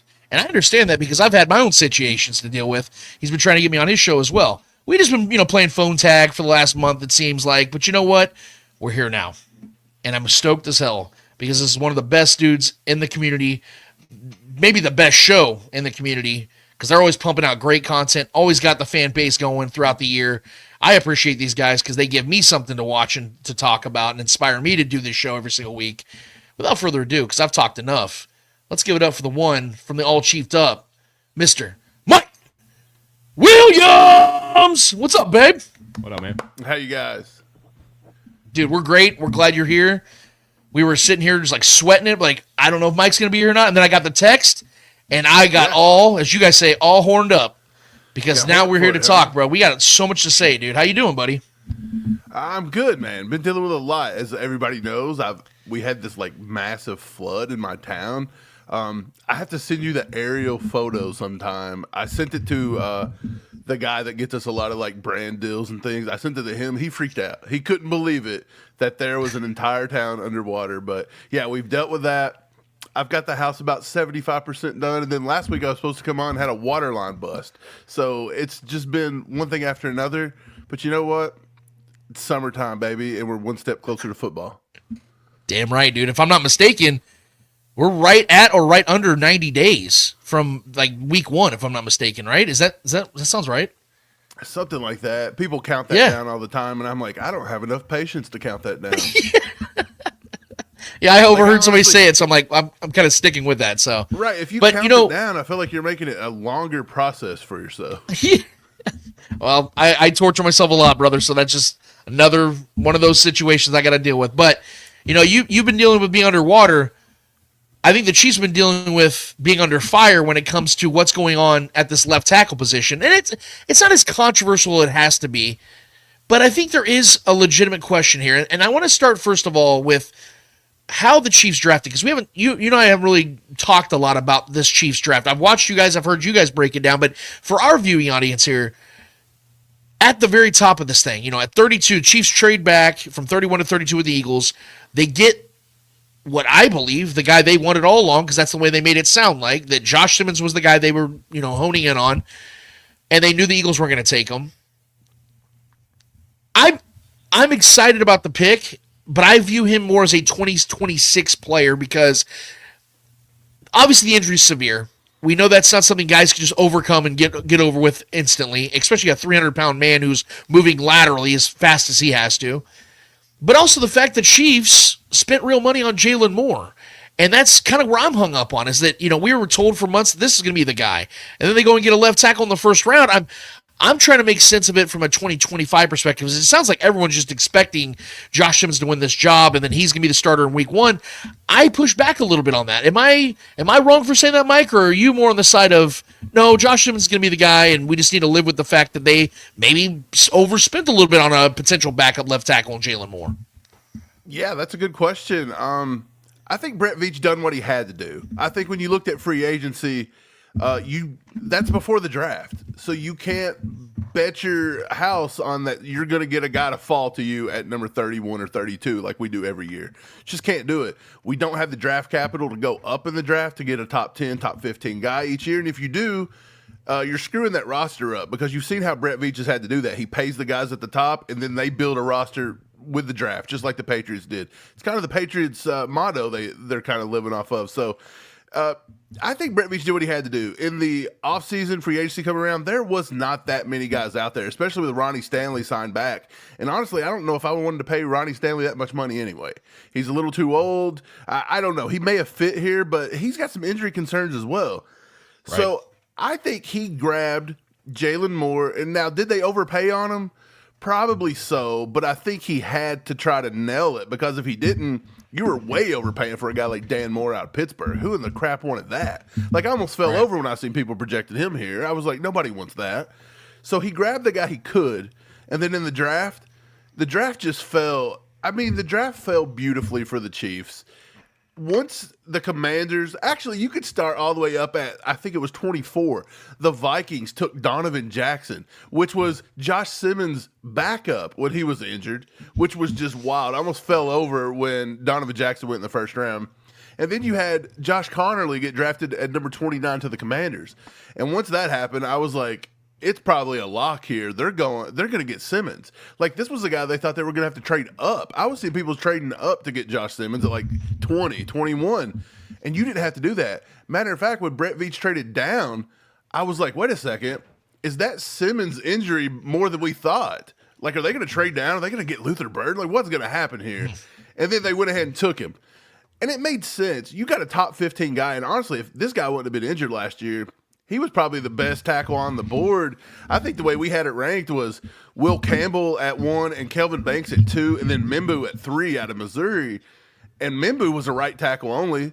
Kelvin Banks and Will Campbell, they're saying, could probably be guards because they did have very long arm lengths. I think 33.5 was Kelvin Banks, and Will Campbell's in the 32s. So, I mean, I think Josh Simmons was a good pick. And will he push for the starting job? Absolutely, I think he will. But you are paying a lot of money to Jalen Moore. I don't think it's Josh Simmons' job to lose. I think it's Jalen Moore's job to lose. Will he lose it? It's very possible. He's not even practicing right now in OTAs. He's sitting on the sidelines. This is where you need to be getting a leg up. Yep. That's exactly how I see it. That's what I've been telling our viewers that for the last couple of weeks. I think it's the veteran's job to lose, and that's actually the right scenario because he loses the job. You give the young guy an opportunity. It's the other way around, kind of like what we saw with Kingsley and just how the confidence just got shot last year the moment he lost his job almost instantaneously. That's not the way I like to see things operated for the young guys. But when it comes to the rest of this draft, I just kind of want to go over this real quick, and then we're going to move forward here. But my two favorite picks of this draft right now for the Chiefs, Ashton Gillotte, I'm a big fan of his. I think he plays a lot like Karlaftis, but has a little more speed to his game. I know he's a third-round pick as opposed to Karlaftis being a first, but I think the talent is very much there, and I think he could be a guy that could be a day-one impact player, but will continue to grow into who he is and could potentially be a guy that causes some conflict for the Chiefs when it comes to paying George Karlaftis if he shows that he's got that same type of game and gift and maybe even a little bit of an uptick in the speed area. Same with Noel Williams, who's also a big-time favorite of mine out of this draft. The Chiefs trade up 10 spots on the Patriots to go and get this ball hawk player. I look at him as a guy that is Marcus Peters-esque, but has more of a better head on his shoulders. And I think he's going to be more focused on football, and I think he's a guy that the Chiefs are very much going to appreciate having in that backfield because although Trent McDuffie's really great at what he does, he's not a ball hawk. He's a guy that just kind of locks guys down. This is a guy that I think can make differences in the secondary and can be what Spags needs to be that guy that causes more takeaways. That's what this Chiefs defense has needed over the last several years. And so those are my two favorite picks. I see a lot of potential, like I said, in Josh Simmons. I think Rashad Smith's got a ton of talent. I like Norman Lott. I like the linebacker out of Oregon. But those are my two guys. When it comes to this draft as a whole, who stands out to you as being a potential day one out, like a breakout player, and your favorite overall pick of this draft? Right. There's a lot, man. You know, we didn't get to talk about the draft a lot this year, which is kind of crazy because you got into it really heavy last year, the year before, and we talked about it. It was great. We were doing mocks and things, but man, I looked through it this year, and there was a couple guys that I actually missed that the Chiefs, like I overlooked it. And I've talked about this on the show. I go through the draft process, and I look for things that I think fit the Chiefs. We do this with everything. Free agency, we don't just go look for my guys. Like, we look for people that's going to fit, people that we think Brett Veach will look at. And I like to do that in the draft process. I like to put on the hat as if I am a Chiefs scout, and this is who I'm going to look at. And I kick myself every day for missing Ashton Gillotte because once I rewatched his film, it was obvious. And I watched his film, and I was telling Steve the other day, I watched his film versus Cam Ward, and it just, he didn't look as great as I thought he should have, and he didn't impress me. Now, I still had him probably ranked. I want to say I had him in my number 12. I had him number 12. So I had him above guys like Princely Uman Milan, who the Chiefs talked to. I had him above guys like Braden Swinson from LSU, Kyle Kennard, South Carolina. I still had him ranked high, but I missed the fact that he just was a Spags guy. And then I missed the fact that his coach, Jeff Brom, was the one that coached in Purdue when George Karlaftis was there. They're very similar. And actually, when I looked at him and I was like, look, he looks to be a half step too slow sometimes. he was chasing Cam Ward. Who's not going to be? But I was just in the middle of scouting 300 people, and I said, look, he kind of reminds me of George Karlaftis. Like, it's George Karlaftis. But the more I've watched him, no, he's George Karlaftis, but he's faster. He's more explosive. He's quicker. I really love that pick. Now, a lot of draft people say he was overreached. He should have went in round 4. From everything I'm hearing, the Chiefs knew there was 2 or 3 people right behind us going to take him. Omar Norman-Lott, loved him. I thought he was a top 35 player on my board. They come out with chronic knee issues the day before the draft, and he slipped down to round 2. I think it was Mel Kiper or one of those guys who said just a month before the draft, if Omar Norman-Lott goes in round 1, don't be surprised. He caused a lot of stir at the All-Star games, and he's really athletic. Hell yeah, he was. He's super athletic. He blows stuff up. And then I was watching a lot of Chiefs Kingdom. He don't have any explosiveness. Omar Norman-Lott's slow off the ball. I'm like, what are you watching? Like, what were you watching? I was watching him in the East-West game, and he's taking the handoff from the running back. He's in the backfield so fast. So I have no idea. And then we just heard the defensive line coach come out the other day and said he's explosive. So I think him and Gelati are my 2 favorite. I'm with you. I want to see this defensive line get nasty. I want to take some pressure off Chris Jones. I think George Karlaftis, he's better than good. He's great. I think George Karlaftis is great, and he's got a chance to be better than great. He's got a chance to be like top tier, but I just don't think I don't know if he's got the qualities to get to that top tier guy. Like, are you ever going to put him in the same breath as a Myles Garrett? I don't think that's ever going to happen, but this dude could fight his way up to be like a top 5, 6, 7 in the league. I don't find that crazy. I think he's top maybe 10, 15 right now, depending on how you want to look at it. He shows up in the playoffs. That's when it counts. So I really like George, but yeah, I like those 2 defensive linemen. And then, like you said, Noah Williams is ball hawk, man. He, like me and Steve called that out too. We were like, dude, he reminds us of Marcus Peters. I mean, I hope he don't have the attitude of Marcus Peters, but that's why he reminds me of. I thought that was a good pick. I thought the Chiefs could have maybe looked at a running back a little earlier, but I mean, the 7th round running back, Brashard Smith, he fell. He was probably a 5th, 6th round guy, and he fell. So technically, you did get a better guy than your 7th round grade suggests. So. Jeffrey Bossa is the guy that always gets overlooked. I mean, we just all overlook him, but dude, he was big. One of the things in the draft process I looked at was I like to go to different head coaches and different guys in the league and see who they fall in love with and why they do. And a guy that played for the Chiefs, a guy that turned the Titans program around, Mike Vrabel, he loved him. And I was like, look, if Mike Vrabel, like his mentality and the way he played defense all his years and the way he coaches, if he loves Jeffrey Bossa, this guy's got to be good. So I dug into Bossa, and Bossa is pretty good. I was for sure Vrabel was going to take him with the Patriots probably like round 3, round 2 even. I was feeling that. And when the Chiefs got him that late, I think that's a win. I think he could play all 3 linebacker spots. He played safety before. I think I could put him out on the edge and let him cover some guys like Sky Moore probably, and he'd probably do a decent job. I mean, Sky Moore couldn't get open on me, so I don't know.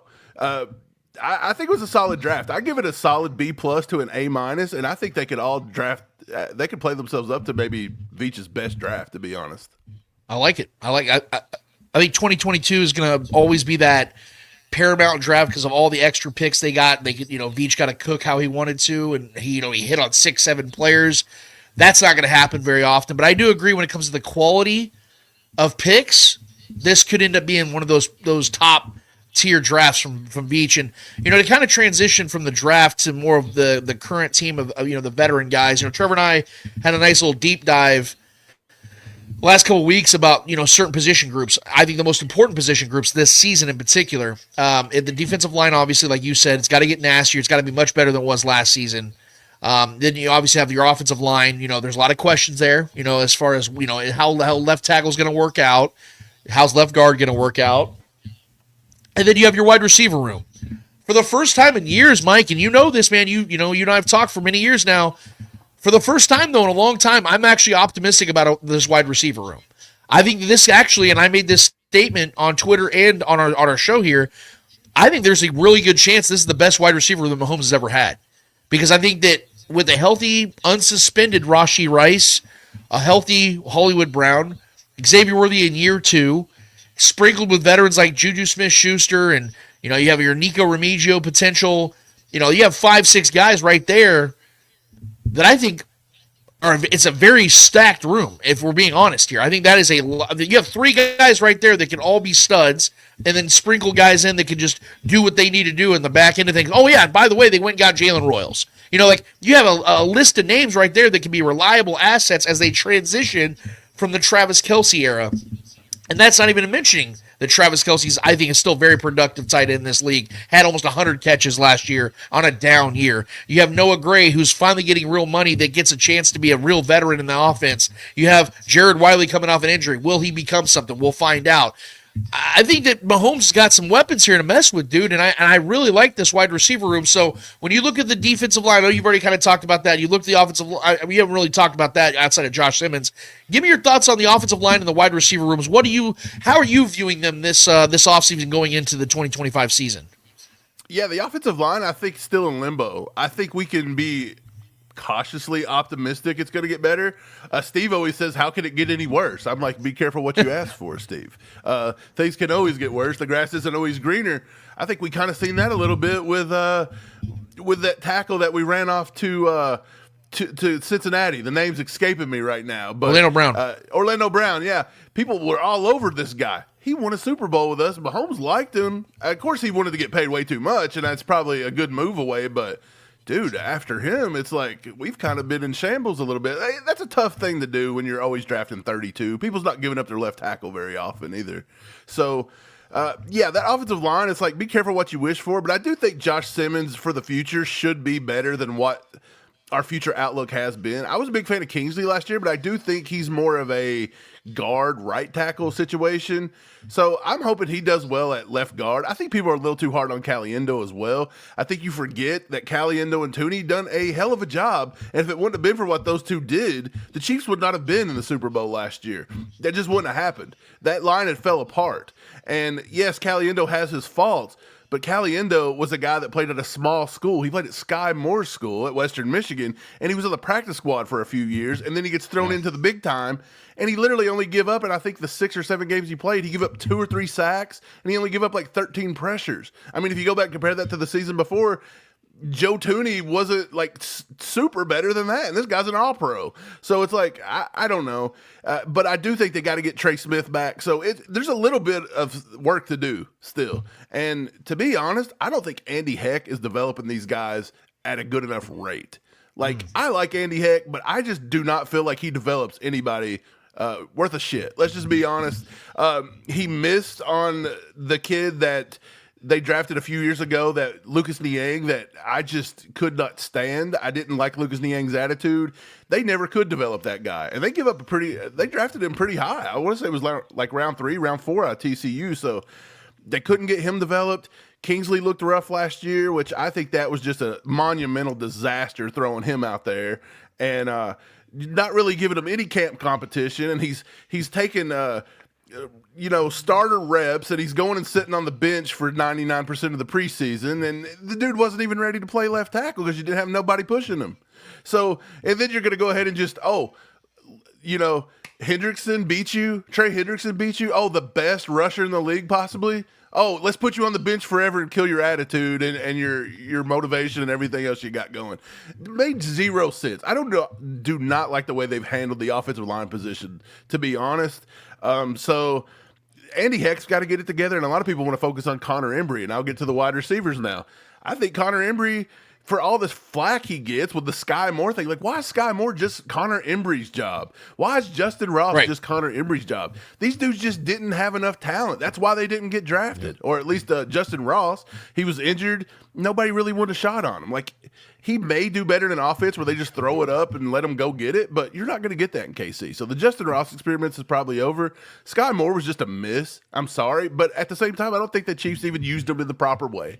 I really don't. I think he was more of like a Tom Brady, get in the slot. We're going to pepper you 13 times a game and see what you can do.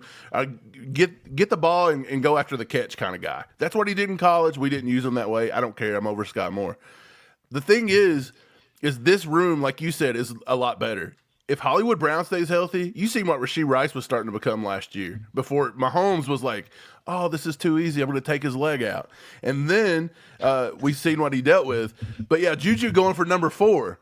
He's the number 4 wide receiver right now. It's Juju Smith-Schuster. That's insane. And he could possibly lose that to Jalen Royals if he has a better camp. You got Tyquan Thornton, which I think that's a little bit of hype. I don't know if he'll keep that up. This has got to be the year Sky Moore probably gets cut, but would he be on the roster? It's probably a 90% chance they go ahead and keep him, to be honest, because you just can't get rid of him. He's like Voldemort. You say Sky Moore's name and he appears on the 53 man. That's just the way it is. And so, I mean, I'm excited about like guys like Brenningstool. I think he's looked good. You know, Andy Reid went out and personally kind of recruited him over to the Chiefs. They wanted to get him there. He's shown out pretty good. I think he's got to beat Robert Tonyan. How hard could that be? I mean, come on. Yeah. But it's, you know, I'm with you. I think it's a better receiving core. I think they're 4 or 5 deep now, and Mahomes has not really had that. Now it's about Mahomes getting out of his head, throwing the ball, not aiming the ball. Let's quit doing that. And let's stop giving defenses so much respect and go out there and be like, look, I'm the freaking best quarterback on the planet and I'm going to destroy you. I don't care what you do. Go do it. Go be the Michael Jordan. Go be the LeBron James. Be the dominant guy and just put up or shut up. Like, I'm tired of the dinking and the dunking, man. Let's get it over with. Go out there and prove your dominance. Couldn't agree more. And I think if you solidify the left tackle position, that changes because as you just brought up, when they had at least an average or decent left tackle in Orlando Brown Jr., you saw the difference in this offense. I mean, they lose Tyreek Hill, led the league in scoring, led the league in explosive plays with Justin Watson, Juju Smith-Schuster, you know, and ragtag guys like MVS. So it can be done. I believe it will be done again with a much more talented. A lot of people say that when I critique Mahomes a little bit, and I'm like, hey, Mahomes got to get out of his head. Look, Mahomes said what I just said. We were saying this all last season, that people said that we were fair weather fans and we were dumb, and how are you going to critique Mahomes? Oh, I'm sorry. Mahomes critiqued what we said to himself. Like, he said it. The offensive line does got to get better. But that's also on coaching staff. We've not had the greatest offensive line when it comes to that left side for a little bit of time there on the left tackle.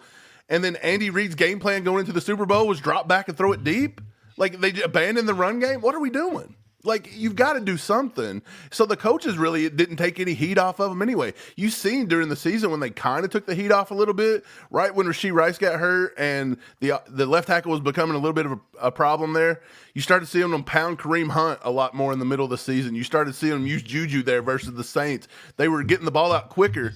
And then as the season went along, once Hollywood got back, we were like, hey, it's changing a little bit. Once he was back for 2 or 3 weeks, we went right back to sitting in the pocket way too long, and I don't know why they trusted Tooney and them so much to be able to think they were going to go out against the Eagles and then never even switch it up at halftime. There was not a single game switch.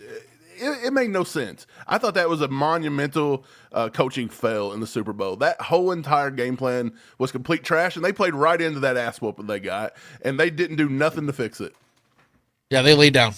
Straight up, period, point blank. It's one of the most depressing games of my life, if not the most. We actually have a question. Quarter, so you got the chills for the rest of the time. Dude, it was horrible. I mean, immediately.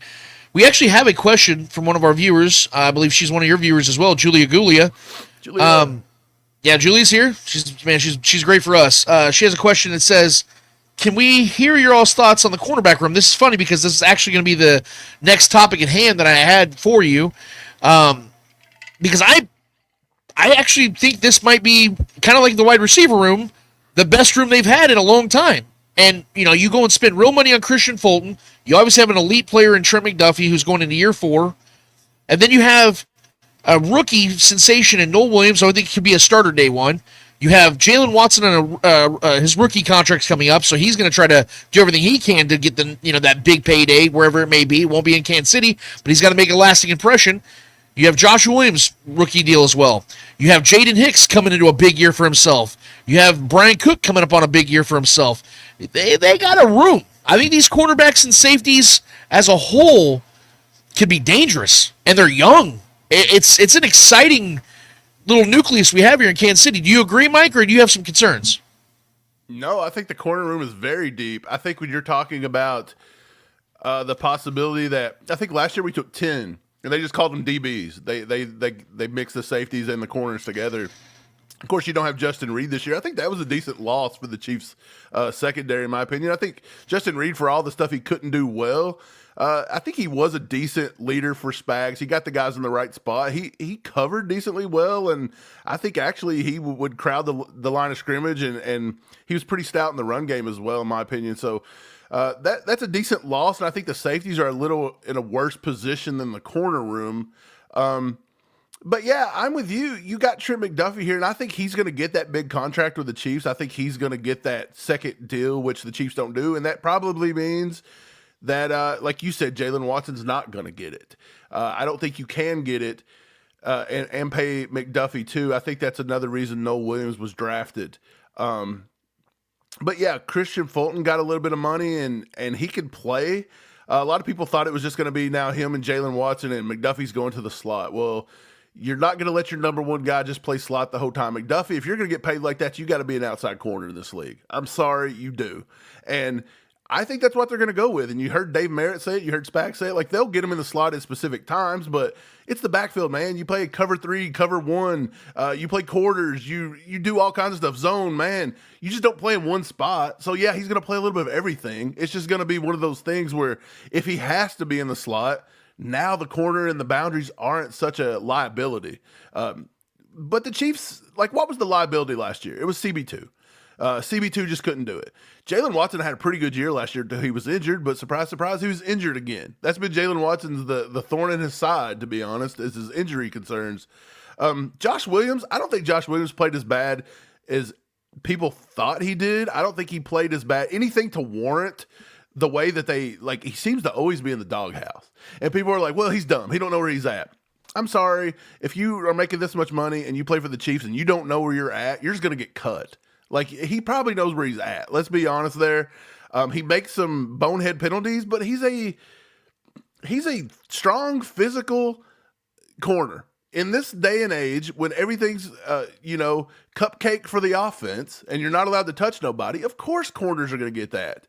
You know, Marcus Peters got all that. Look at L'Jarius Sneed. He led the league in penalties there because he beats people up. This is just something that happens.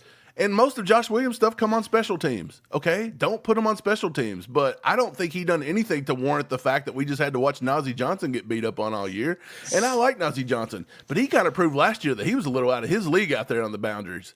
And you seen him go right back to him in OTAs the other day. He was running as CB3. Now, a lot of that's because Fulton wasn't practicing. But it's like, are they giving Nazeeh more looks because he might be on the cut line, or are they giving Nazeeh more looks because Josh Williams, they just don't like him and he's going to be on the cut line?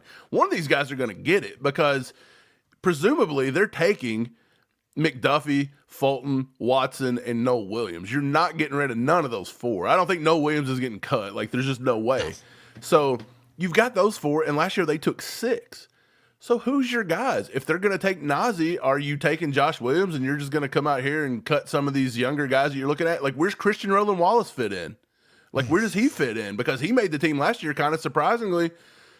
But now you've got guys coming in and battling for that job. So I think it's deep. It's a good problem to have. Iron sharpens iron. We've seen that time and time again. It's a good problem to have, but I wouldn't want to be looking at it. And to be honest, if it were me, this team is too deep this year. For a guy like Nazeeh Johnson, the only reason he's on the team is that he's a good gunner that can get out there and make some special teams plays. I don't care. That doesn't make the team this year. Like, you better be able to play your position because it's too deep of a team to have a guy that just makes it because of special teams. Like, anybody can play special teams. I mean, Patrick Mahomes is the backup punter. Yeah. Anybody can do it. Yeah. No, and a couple questions here for you from the chat, if that's okay. Real quick, Mike. Our guy, James T. Kirk, he said, Magdalena will be a hard player to let go. He's another Fresno State standout. Have you heard anything positive about Mac? Yeah, Magdalena's killing it. He's been playing with the second team. He had a couple touchdowns the other day. He had some quick strikes. Look, the dude's quick. He's fast. I think he ran a 4.36. Again, that was, he didn't have pads on or anything, but who cares? That's how they all test. Magdalena is pretty solid. He's got really good hands. I think he was the first 1,000-yard receiver that Fresno had, I think, since 2021 or 2022. I like the kid. I don't know if there's going to be enough there because, again, this is kind of like corner wide receivers deep, man. And I don't know if Andy Reid can take 7 again this year. He's been taking 7, but if you're going to take any of these running backs, last year he took 2 running backs. He took Clyde and he took Pacheco. This year, I feel like he's going to take 3, or he might go back to 4 or 5, because are they going to get rid of Carson Steele after 1 year? I think Andy liked having the fullback back. So I don't know. If he takes 4, you're going to have to cut somewhere. And I feel like wide receivers so deep that you could probably just take the best 5 guys and go on, maybe 6. Yeah. So, but I think Magdalena's right on that cut line. He's probably not going to be enough to do it, but I like Magdalena. Our guy Billy Hodge, what do you expect out of Travis Kelce, and why does the media never give Casey any love? Small market. We're the middle. We're the flyover states. I say we. I'm not there, but I'm kind of in a flyover state. But yeah, it's a flyover state. It's just they don't love it. We're not the sexiest of sexy franchises. I'm surprised they haven't changed our name yet. I mean, come on, like the world's going to hell in a handbasket. So let's just go ahead and just screw up everything that we all know and love.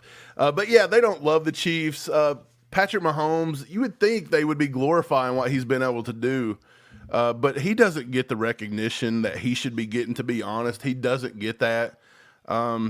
I don't think Andy Reid gets the recognition he deserves half the time. He's never on a coaching list.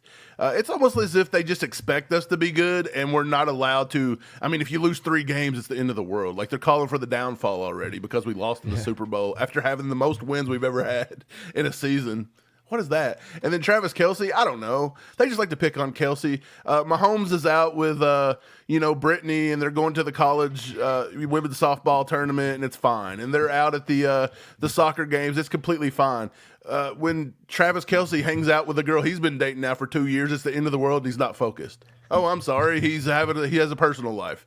He looked a little bit out of shape last year. He looked a little bit out of focus, to be honest, but that doesn't always have to be because of who he's dating. Maybe he was going through something, family issues. Like, who knows? Maybe they're dealing with a health issue in the family. Mahomes did that.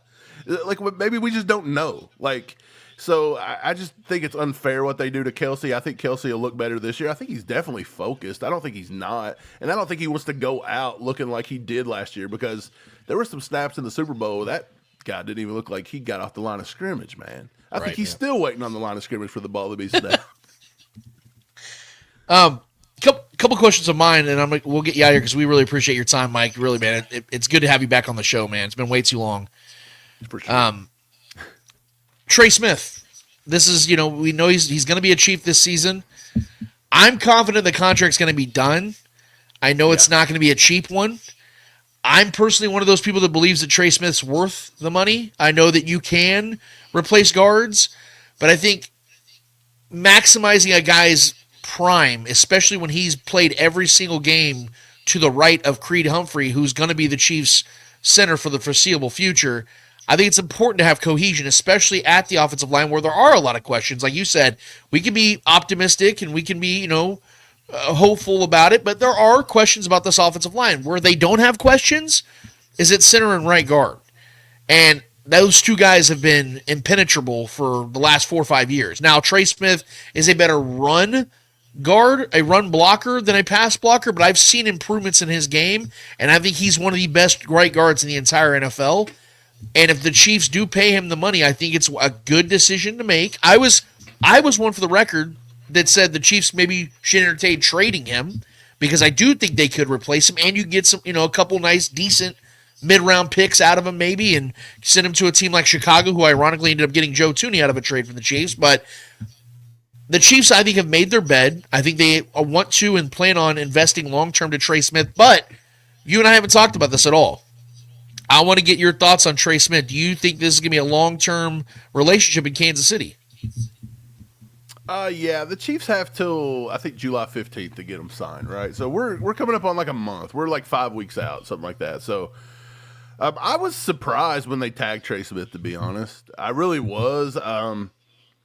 But like you said, he deserves the money. The guard, just the guard, the right tackle. I mean, we're part of that too. We drove up Juwan Taylor's contract early. Now it don't look too bad, but was astronomical at the time. We were like, what in the world are they paying this guy this much money for? So the guards, contracts have went up. Trey Smith's worth it. I'm with you. I think they get it done.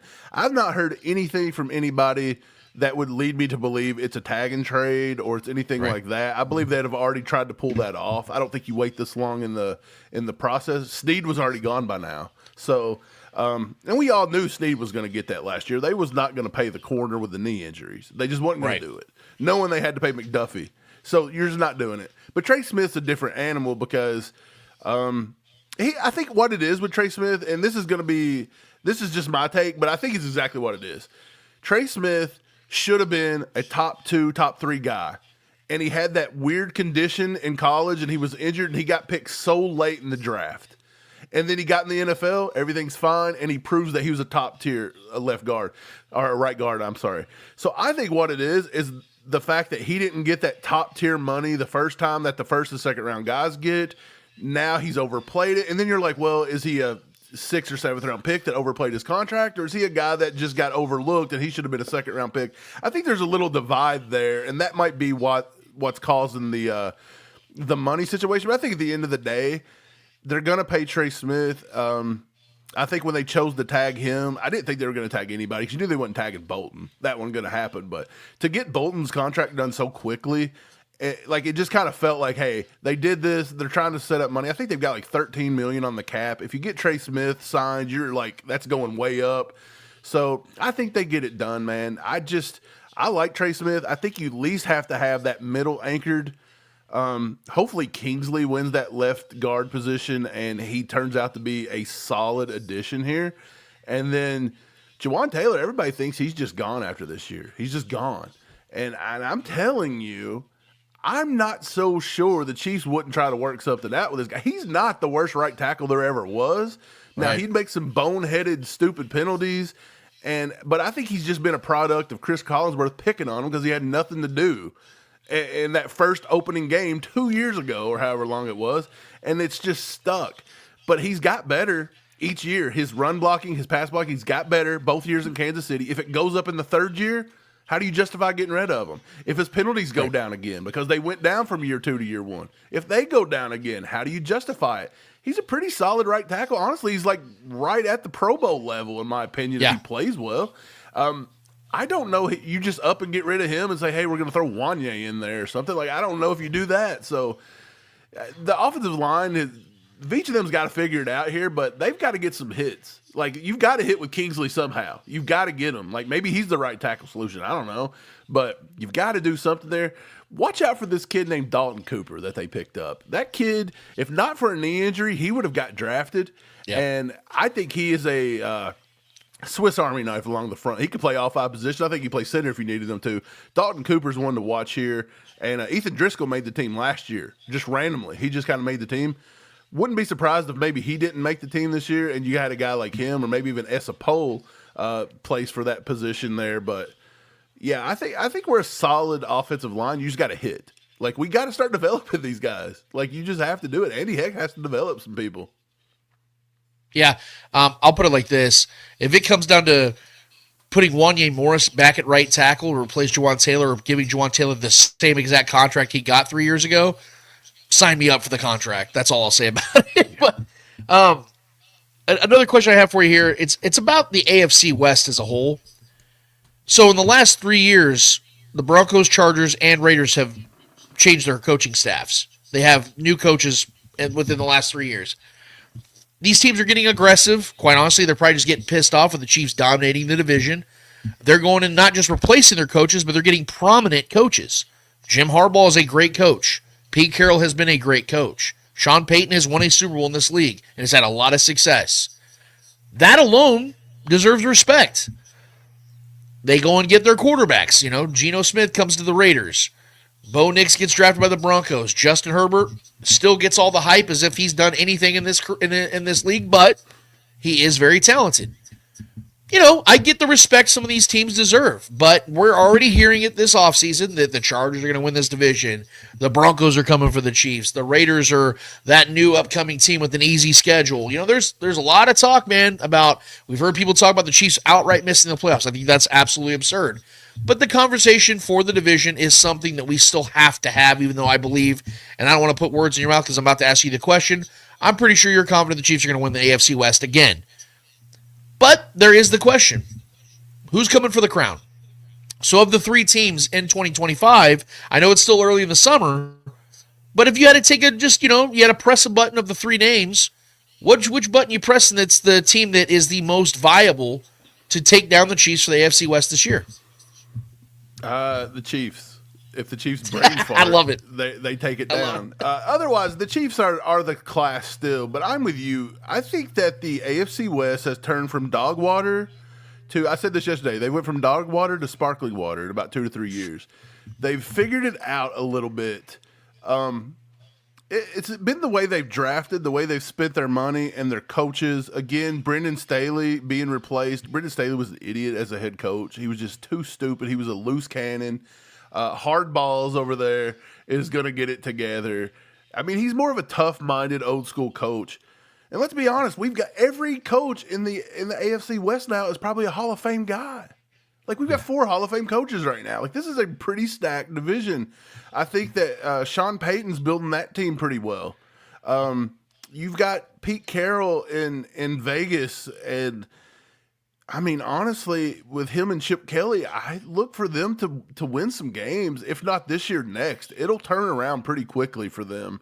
I think it's a pretty good division. If I had to give it to anybody this year, I think it's between – I don't think you kind of put the Raiders out this year. I give them – they're going to need a few more years, but Chargers or Broncos, and honestly, I think Peyton's a better head coach. And I think his game plans are a little better, but Jim Harbaugh's probably got a little bit of a better roster, in my opinion, when it comes to like what he wants to do. And honestly, me and Steve had this argument too. Bo Nix versus Justin Herbert. I mean, honestly, I'm still probably going to take Herbert if I have to go into a season. Like if I was building a team, I'd probably take Herbert. I mean, I don't know why. I can't really put a finger on it, but yes, Herbert's can't win a big game. Like Josh Herbert just cannot win a big game, but it's like it's still a team sport. And like his team doesn't do him any favors. His coaching staff, his play calling doesn't do him any favors. So I don't know. But I would say the Chargers probably right now by a slim margin. But yeah, it's June. So, we've already had tax season, and this is the season that they call for the Chargers to beat the Chiefs. And this is just the way it is. But man, if you look at how they added in, and this is another kind of point we talked about, they were looking at Patrick Mahomes, and they were looking at how do we stop Patrick Mahomes. And if you look back at their drafts, all 3 of those teams were trying to draft defense to try to beat Mahomes. And now they've kind of switched the script. They're like, look, they're going to score. We got to score. And if you look at the players they put inside of this division this year, it is absolutely astronomically crazy. They got Ashton Genty, the number 1 running back. The Chargers got Omarion Hampton, the number 2. I mean, you just put those 2 guys in, and then R.J. Harvey goes to the Broncos. So 3 fresh, top-tier running backs that come into our division. If you look at the wide receivers they added, the Raiders they added Jack Besh, who was one of our top wide receivers. Like, we loved Jack Besh. We thought he was a playmaker. The Chargers added Trey Harris out of Ole Miss, who is a giant, big-time speed guy. Pat Bryant goes to the Broncos. That was a little bit of a reach, but, I mean, people liked him. I think the Chargers added Aronde Gatson, who was a wide receiver tight end. They've added some offensive linemen. The Raiders went out and got Charles Grant. They went out and got the kid that played corner that me and Steve liked, Darian Porter out of Iowa. Like the Raiders, I'm convinced that Pete Carroll watches all chiefed up. I don't know how else he grabbed every guy we talked about. So I think they've drafted better and the coaches are just better. This is a better division, but at the same time, better divisions are going to make the Chiefs better because if you can't beat your division, you're not getting, you know what I mean? Like you've got to win the division. That's Andy's motto every year is win the division first. And so a better division prepares you for playoff runs, and it may not be a cakewalk like Tom Brady had his entire career because you want to talk about 3 teams laying down for Tom Brady for 12 years. You could just go look at the AFC East. But yeah, they've all been building, and that's one thing I'll give to the AFC West. They didn't let Patrick Mahomes run dominant, not because they haven't tried. Like, they've literally tried to spin, they've tried to do whatever they can, and they didn't give Mahomes maybe 1-2 years, and they were like, we've had enough of that shit. And they've tried. They've not been able to do it, but they've tried at least. I'll give the AFC West that. Like, that should be our motto in the AFC West. They tried. Like, that's it. Hey, Mike, when you slick your hair back like that, does anybody ever tell you look like a mixture of Russell Crowe and the bad guy from Kindergarten Cop? No.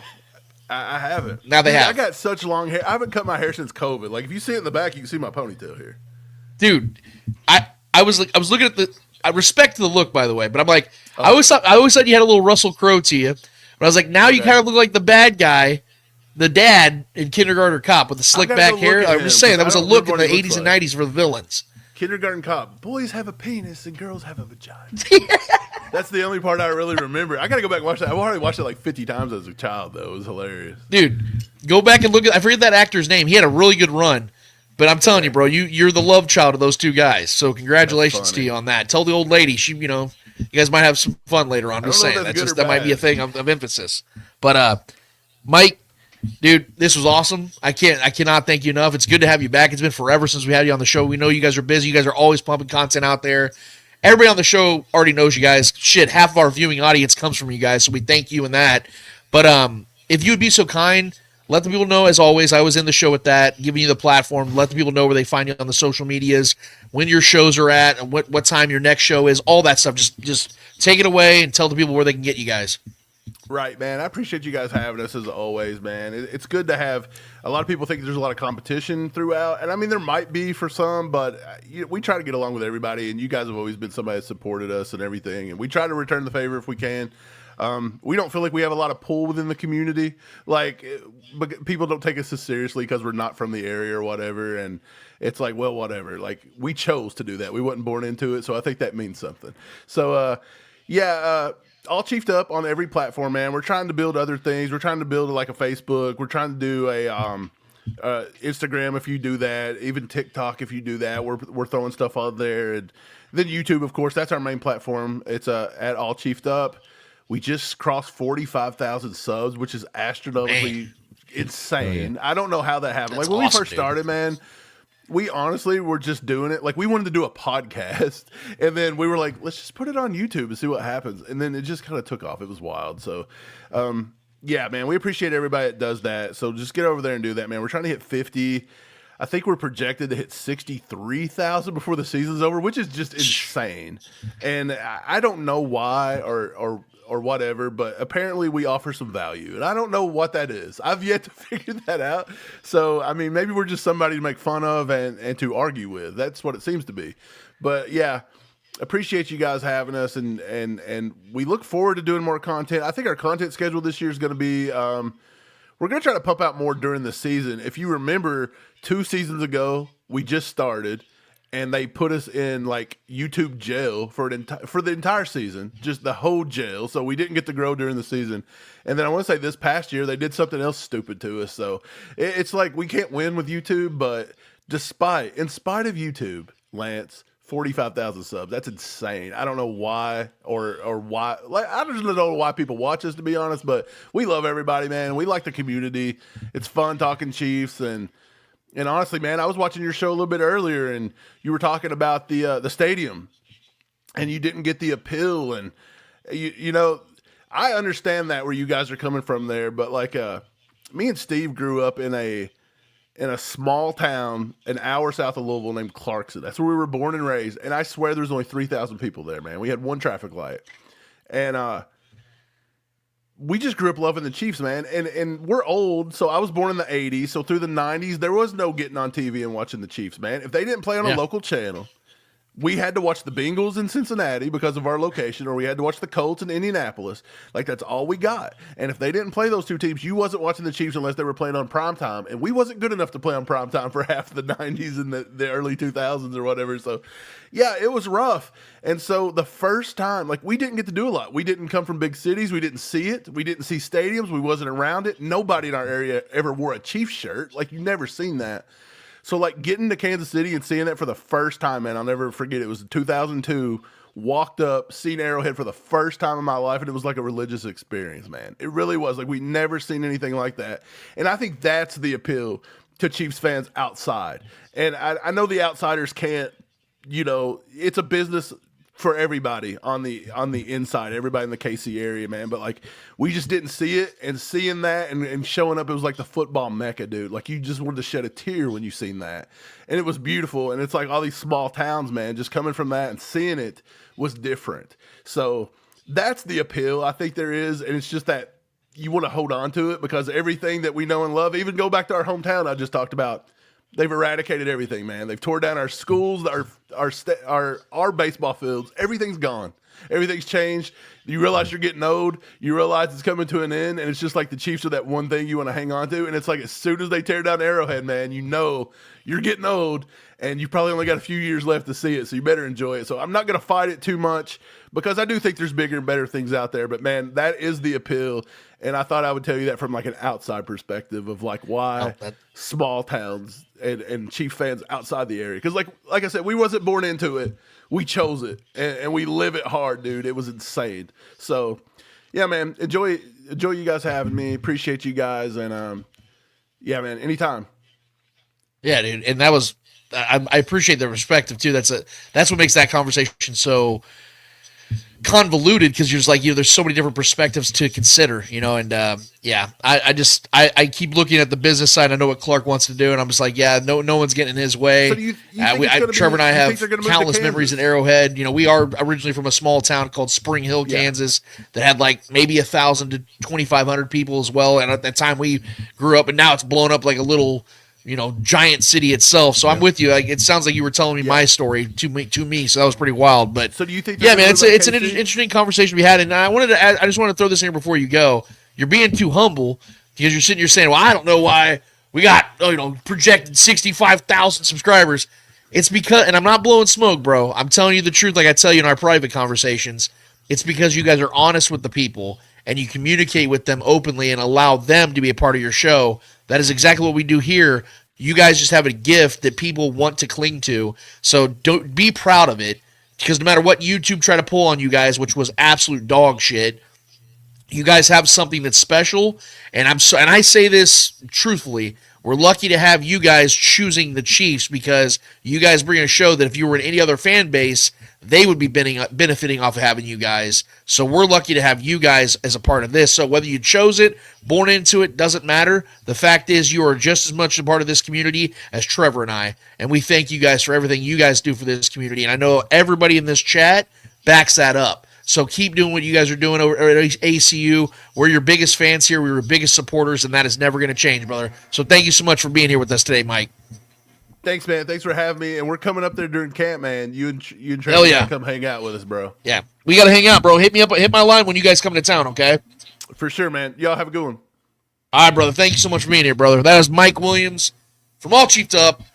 One of the best dudes you guys will ever meet. He's a great guy. Him and Steve it's so funny, because Trevor and I, we're close in age. Him and Steve are close in age. We all grew up in a very similar environment. We also grew up loving the same type of music, same team. It's like we grew up together without growing up together. It's a really wild thing, man. I could talk to Mike for hours. Steve, we've had Steve on the show. Steve's great too, man. Obviously, it's funny too, because Mike and I are the older brothers, so we're like more the outgoing ones. Trev and Steve are more like the reserved, introverted guys. But the thought process and the communication that we have works so well.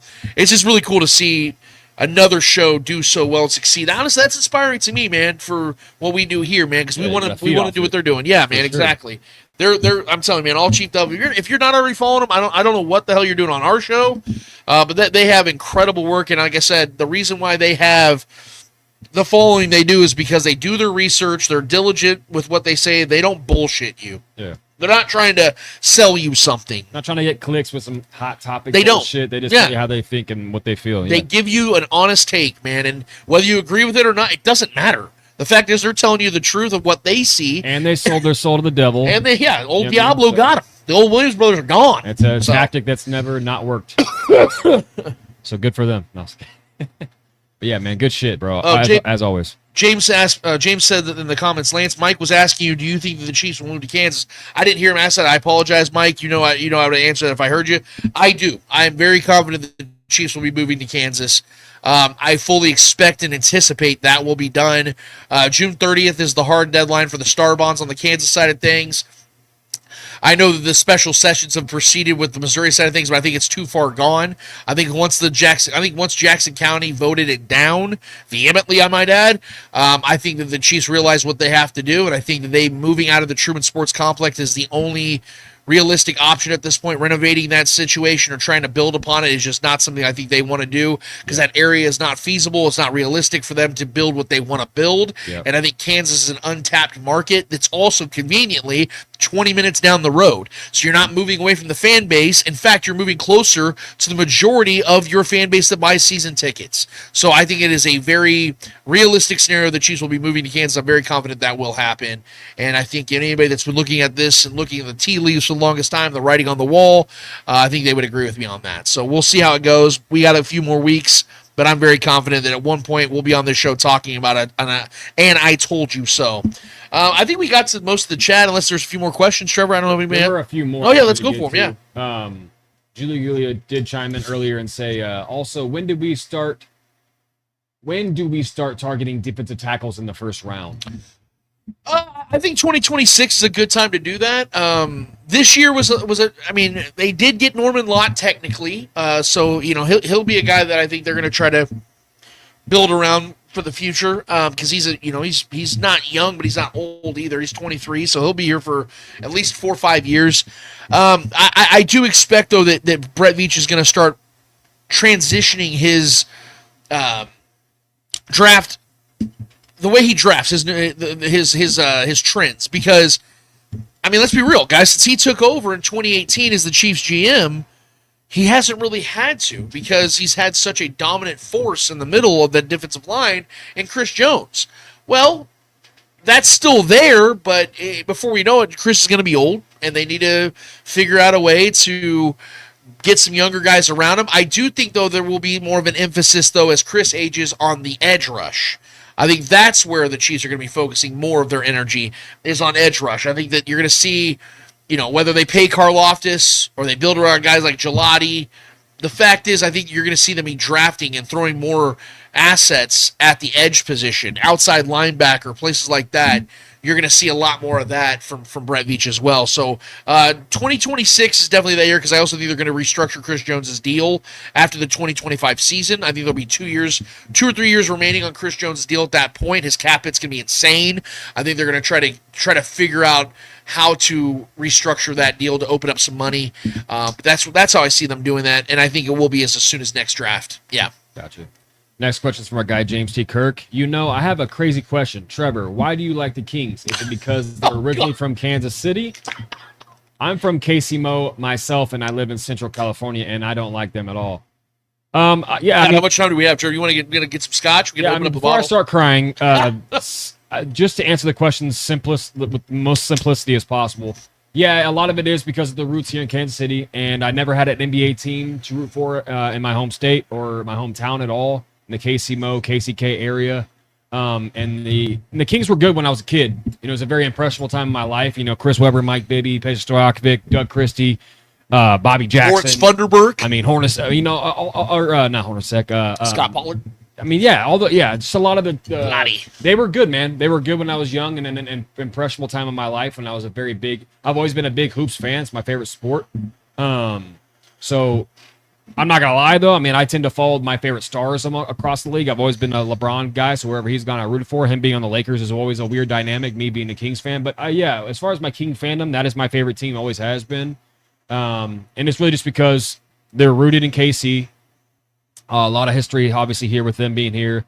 Otis Birdsong and all that, those players that were, good when they were here. But, it's just really they were good. They were a good team. They were a perennial playoff team in Western Conference Finals a couple times when I was a kid. So Mike Bibby, Chris Webber have a near and dear place in my heart. So yeah, that's pretty much it, man. I've always kind of stuck with them. We've always drafted well. We just like to, trade away all the good players that we draft. That's kind of what we do. We're a farm system for the league. So congratulations, NBA. We're really good at, dispersing out talent from the draft picks that we get. So yeah, that's really it, man. They were rooted here, and they were good when I was young. So that's pretty much it. Nothing too much after that. That's yeah.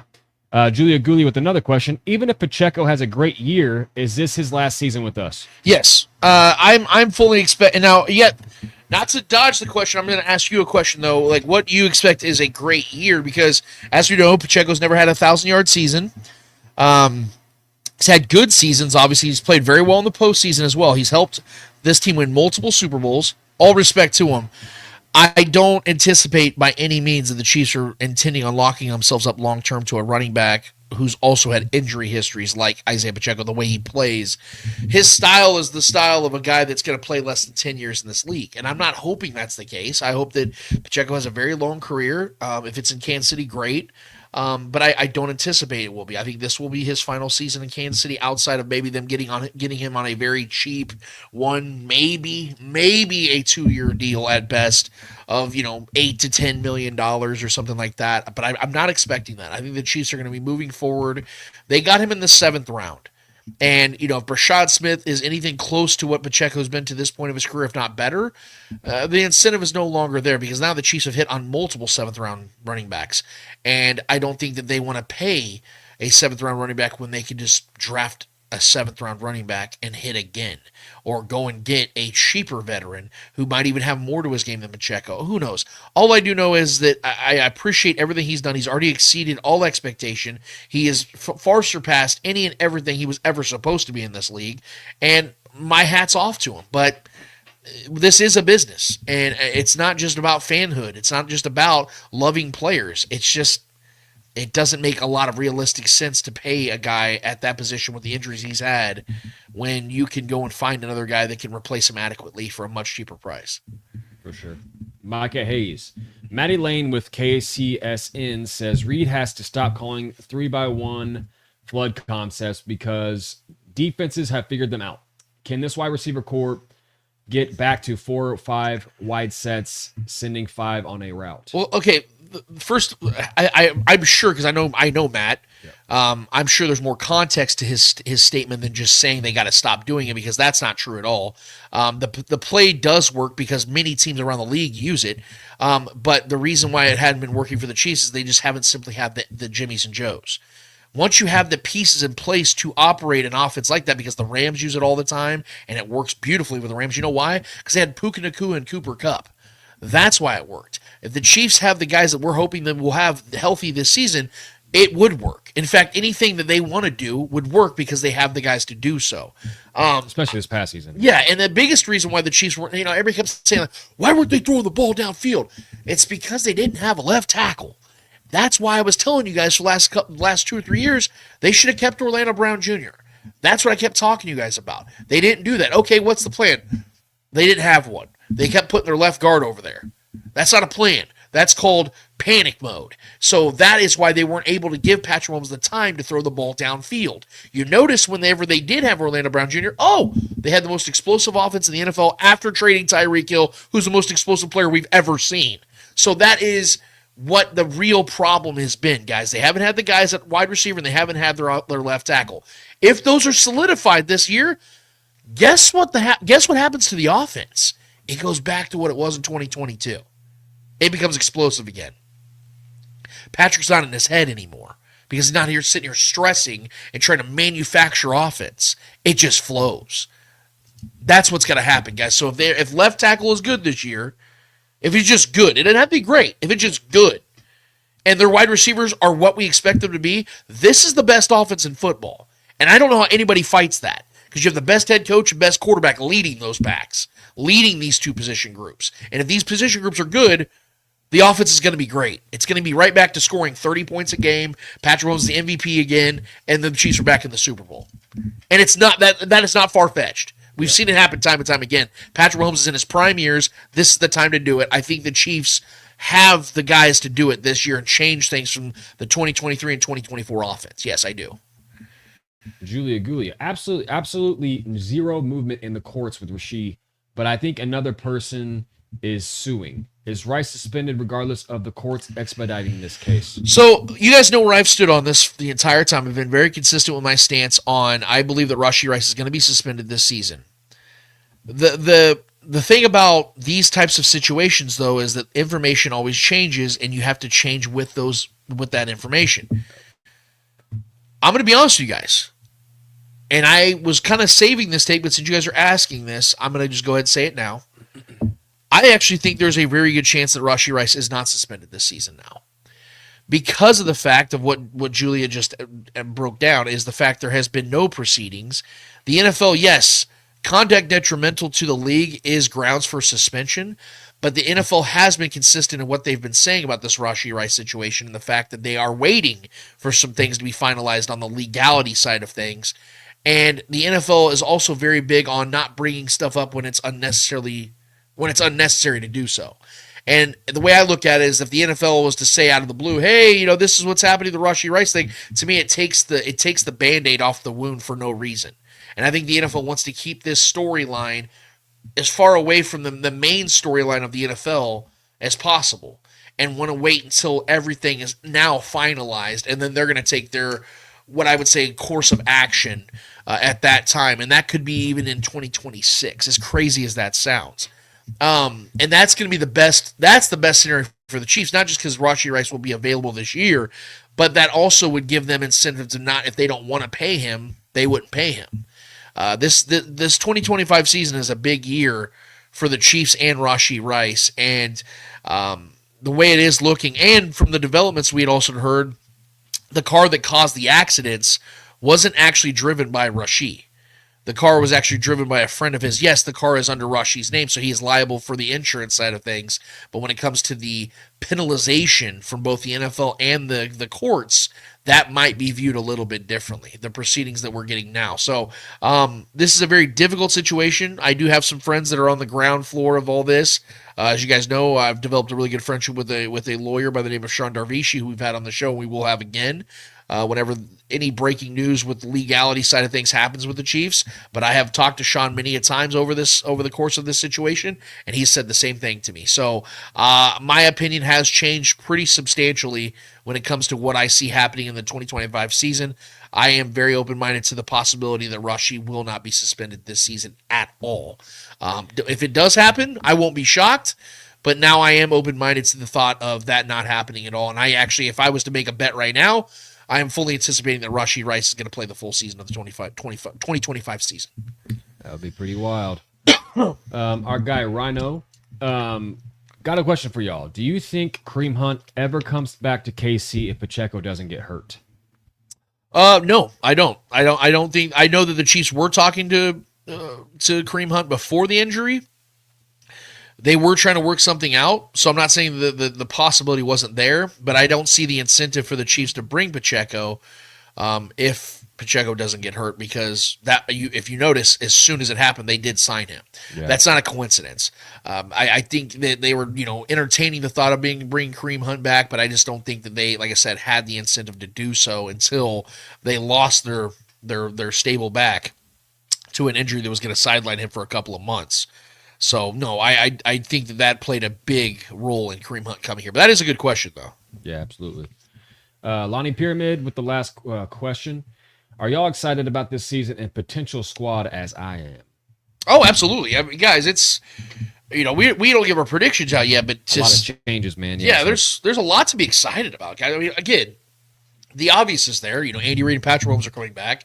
They have their entire coaching staff back with Spags, Dave Merritt, and Matt Nagy, who is a good coach, by the way. I don't care what anybody says. And yes, Travis Kelce's come back for another year.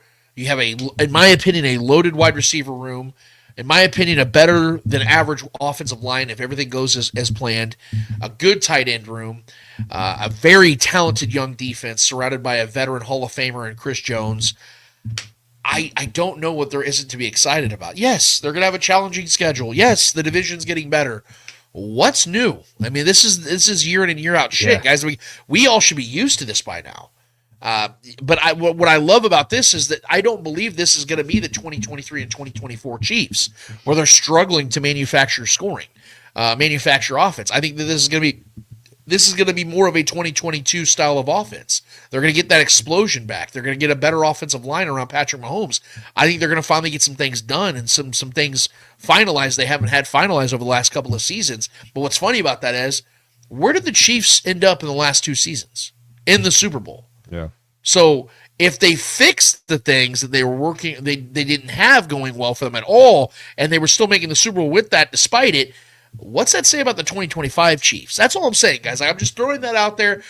There's a lot of reasons to be excited about this team, man. They're not going anywhere anytime soon. This is the midst of a dynasty. They're not at the end of this dynasty. They have years left to go in this dynasty. There's a lot of runway left. Are there going to be changes? Yes. Is there going to be coaching changes? Yes. Are there going to be things that suck? Yes. There's been a lot of, it's been a very depressing offseason, to be honest with you. Knowing that the last time we saw this team on the football field, they got absolutely shellacked in an embarrassing fashion in front of hundreds of millions of people. That was not fun. But you know what is fun? A new season with a team that is motivated to go back out there and win another Super Bowl. And I think the Chiefs are capable of doing so. 100%. That is it for the chat, man. You guys are awesome. Yes, you guys are what a great day, man. It's been a very fun show. You guys are awesome. I'm glad you guys asked questions of Mike, because Mike, I'm telling you, man, you guys think we could talk? Mike could go for hours too, man. That's why another reason why we're big fans of the All Chiefed Up show is they get into the weeds of things, man. They talk about it all. And that is definitely a great show to follow. So thank you guys for your questions and your takes and everything like that. We appreciate all the chat, man. The chat's been live as hell today. You guys bring it every single week. It's not even a shock to me anymore, but I love it every single time. Trevor, we have one more order of business to get to. What is it called? Hold this L. Each and every episode, we finish off every single episode with a series of L's in the world of sports. Whether those L's are friendly L's or not so friendly L's in the world of sports, we promise you, who's ever holding those L's in the world of sports, deserve those L's in the world of sports. Trevor Toole, who's holding up for you this week. All right, so there's... As you know, as we slightly discussed a little bit on the show, even when Mike was on talking about, the preseason picks, always, people either picking the Chargers to win the division or the Chiefs to miss the playoffs outrightly. This is the downfall year. The Chiefs, this is when the other shoe falls off or whatever. The takes are every single offseason that just continues to add fuel to the fire for the Chiefs. Some big names like to have these hot takes. Some unknowns out there that are other local radio hosts and so on and so forth. And that's where my L lies today. A woman by the name of Sarah Stockford in Michigan, a local Michigan radio show.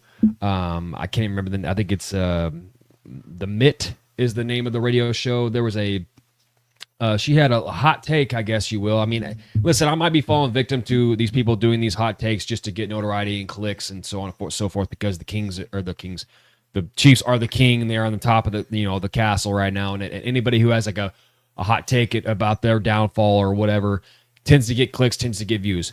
Maybe that's what's happening here, but this one I didn't really want to, ignore, because it's this kind of a slower part of the year of sports. So any material I can pick up on, I'll do it. But I'm gonna give her the airwaves right now, and I'm gonna go ahead and play this clip that her hot take was this week, and it's gonna be very L worthy. I will play this clip for you guys here. Overrated quarterback in the league. I'm completely out on him. I'm completely out on the Chiefs. Once they made a Hallmark movie, I was like, forget it. I don't like him. I think Josh Allen's a better quarterback. He's 6'5". He can play in cold weather, and I'm just completely out on Patrick Mahomes. I think he's like the influencer of like NFL. Like, I feel like people just like overhype him up, and then that's why they win so many games. That's on a real radio show in Michigan. One, she called Patrick Mahomes overrated. I mean, that's an L from the jump. Second, said when they made a Hallmark movie, that's when she was done with them. Chiefs went to the Super Bowl after the Hallmark movie was made. So, I mean, that's a personal attack just for her not liking them because they made a Hallmark movie. And then proceeded to, after the Hallmark take, to talk about Josh Allen. He's the better quarterback. Knowing or unknowingly, to her knowledge, the Bills are currently making a Hallmark movie that will be released this Christmas. So I don't know how she's going to feel about that, and because her Josh Allen take and her love about Josh Allen being 6'5" and being able to play in cold weather, knowing that the Chiefs also play in a cold weather state in the Midwest, where we just had a record-setting cold game against the Dolphins a couple seasons back. And just, overall, I mean, I don't like to be the guy that says not everyone deserves a microphone, because I do think everyone should be able to voice their opinions, but not all of those opinions are respectable. And this is just a classic case of that once again. I know you played, what was it? I think it was 2 shows ago you played that. I can't remember the guy's name because these people just, I don't even. It was a Sean Carricker or something like that. Yeah, talking about Louis, yeah. that's that guy that was in St. Louis, right? Yep. They're talking about, it's just another one of those talking heads who just wants to shit on the Chiefs. And honestly, this one was even worse because her take about the Hallmark movie, and then the Bills are currently making a Hallmark movie, and then her saying Josh Allen is better because he's really tall and he can play in cold weather. It's just hilarious. I mean, that's just someone who does not consume actual sports and actually watches the games is talking sports for a living on a radio show professionally, quote unquote. So yeah, Sarah, I believe her name is Sarah Stockford. Hot take. Patrick Mahomes is the most overrated quarterback in football. Josh Allen's better because he can play in cold weather, and the Chiefs aren't good because, well, first of all, Patrick Mahomes is the influencer of the NFL, and that's why we win games, because he's an influencer. Yeah, because the NFL just wants the Chiefs to be so good because a Midwest team makes all the sense, right? Big market, you know what I mean? Really big market over here in Kansas City. Because before Patrick Mahomes, all we had was barbecue for the most part. So I don't know what else to tell you. Someone who grew up here, us having the influence of the league is just kind of a strange, bizarre thing to say out loud. And the fact that he's overrated and the Bills are better because they can play, or Josh Allen's better because he can play in cold weather and he's really tall. Maybe it should be a Lamar Jackson guy after the Bills Hallmark movie comes out. I don't know. But yeah, that was tough to listen to. My ears are currently bleeding. So with all that being said, I don't have to say much else in addition to this, but Sarah, just do me a solid favor here and hold this L. I had nothing to add. She gave me ear aids. Yep. And I just want to say thank you, Mina Kimes, for representing women in sports the right way. Jesus Christ. I didn't believe that was real at first, but yeah, it's real. That might be the single worst sports take I've ever heard in my life. I don't even know if I want to call it sports because there's just no way that woman's ever watched a. I feel dirty for even giving that time because it does feel like just a clickbaity look over here kind of moment. But yeah, I agree that everyone should be able to have a platform and a microphone and an opportunity except her. So in all seriousness, yeah, I hate stories like this so much. Anybody that grew up around the time Trevor and I did in the Sports Center era knew there was a show called Sports Science that I think was one of the coolest shows that Sports Center ever put out because it gives you the stuff that you don't see every day.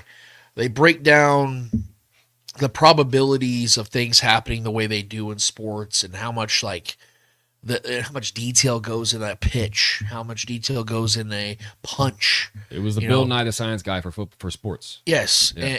And John Brinkus gave me something to fall in love with that made me love sports even more. And Sports Science, it wasn't around forever. It was only on for I think 6 years or so. But John Brinkus became a household name to me, and I'd never forget him. I watched him all the way through high school. And I always loved it. No matter what sport they were talking about or what they were doing, what experiment they did, I always stopped and watched it and loved every moment that John Brinkus had on television. And he went on to still be very successful even after his Sports Center days, his ESPN days, I should say. Unfortunately, John was one of the many people out there that battled mental health issues and in particular depression. He'd been very open about it. He'd talk about it a lot. And I had heard before that he had dealt with it, but I never really thought it was anywhere near where it actually was because, as we know, people will deceive you with their laughter and their kindness and their joy when really they're masking it. And that's what John Brinkus unfortunately was doing. And it really, really sucks because we lost him way too early. He was in his early 50s, and he had so much still to give. And that's the saddest part about it all is when you lose people that have still so much to give the world. And we lose a little bit of light every time We lose somebody to this stuff. So I'm not trying to make this sad because it's, we always have a fun time here, and this show's about laughter and getting away from it all. I don't want to bring it all in, but we also have to be real because we lost somebody in the sports world that meant something to an entire generation of sports fans. Even though he never played a sport, he never was an anchor, he never did any of the normal things that make you what, we consider like a titan of the industry. He was a unique presence. And I will never forget what John Brinkus meant to me as a kid and what he means to me to this day. And I hate that we lost him. I hate that we lose people to this every day. And I know you guys know people like that. Hell, you might be one of them. I just hope you guys know that from John Brinkus to you, to anybody else, you have value in this world. And I want to give a W to his legacy, what he meant, and what everybody out there that deals with this means. I hope you guys understand the value and worth that your life has to the world, to everybody around you, even if it feels like you don't. I just want to put that out there because it's very important. It's vital for you to know that. It's very vital for you to understand that. So that's near and dear to me and Trevor's heart because you guys know we've been impacted by that exclusively, and we don't want to see anybody else make that decision. So my heart goes out to Brinkus' family, everybody that I know. A lot of people love that dude, and I just wish he did. So I want to give an L. Wow, I want to give an L to somebody that deserves the shit out of it. I thought for sure Trevor was going to give it. We can put his picture up there. This L is going to go to this little butt tickle right here. GM of the New York Knicks, Gerson Rosas. Buddy, help me figure out what the hell you're thinking. Okay. If anybody knows anything about the Knicks, you know one thing. This franchise hasn't done shit in over 2.5 decades. Not a fucking thing. So bad that back when the Heat were on their run with LeBron, they won one game in the playoffs, and they threw confetti. I'm not kidding. It was front page of the New York Times and everywhere else, all over the city. That's how bad it's been. They go and hire Tom Thibodeau. He brings them not only back-to-back 50-win seasons for the first time in over 25 years. They win 6 playoff series. Was it 6 or 7 playoff series? Most over the last 3 decades. And they get to the Eastern Conference Finals for the first time since 2000. And they fired him. I'm sorry. I thought this was a results business. I thought that if you do your job well, you don't lose it. Especially when you do that job better than any coach that you've had since Trevor and I were not teenagers yet. It's wild, man. I understand that Thibodeau has a brash, harsh way of coaching. It's kind of old school, where he really grinds his starters out with those heavy minutes. I get that. But I also think there's a little bit of a misconception of it because of the fact that Derrick Rose broke down. And Tom was his coach. And everybody thought it was Tom's harsh coaching style that broke Derrick Rose down. No. Derrick Rose was going to break down regardless, guys, because his was a litany of freak incidents. He just had bad luck with his body. It had no bearing on who his coach was. He could have had Rick Adelman. Sorry, Trevor. But he could have had Rick Adelman as his head coach, and he would have still broke down.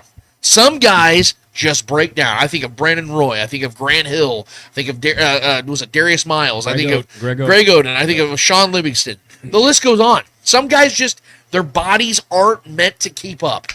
And I think that Thibodeau got a bad rap from that moment on. But what's funny is everywhere he's gone, he's been successful. Great coach. And I don't get what the hell the Knicks are thinking because, sure, they could replace him with someone good. Name him. Please name a coach right now that's available that is better than Tom Thibodeau. I'm all ears.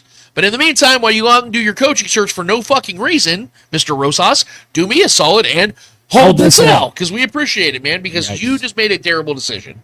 The NBA, it's been a hot thing happening, man. Mike Malone losing his job made no sense. Dude, Budenholzer, all these guys, like, I don't get it. Like all these guys that have like their best season, they get fired the next. It's like what the I don't.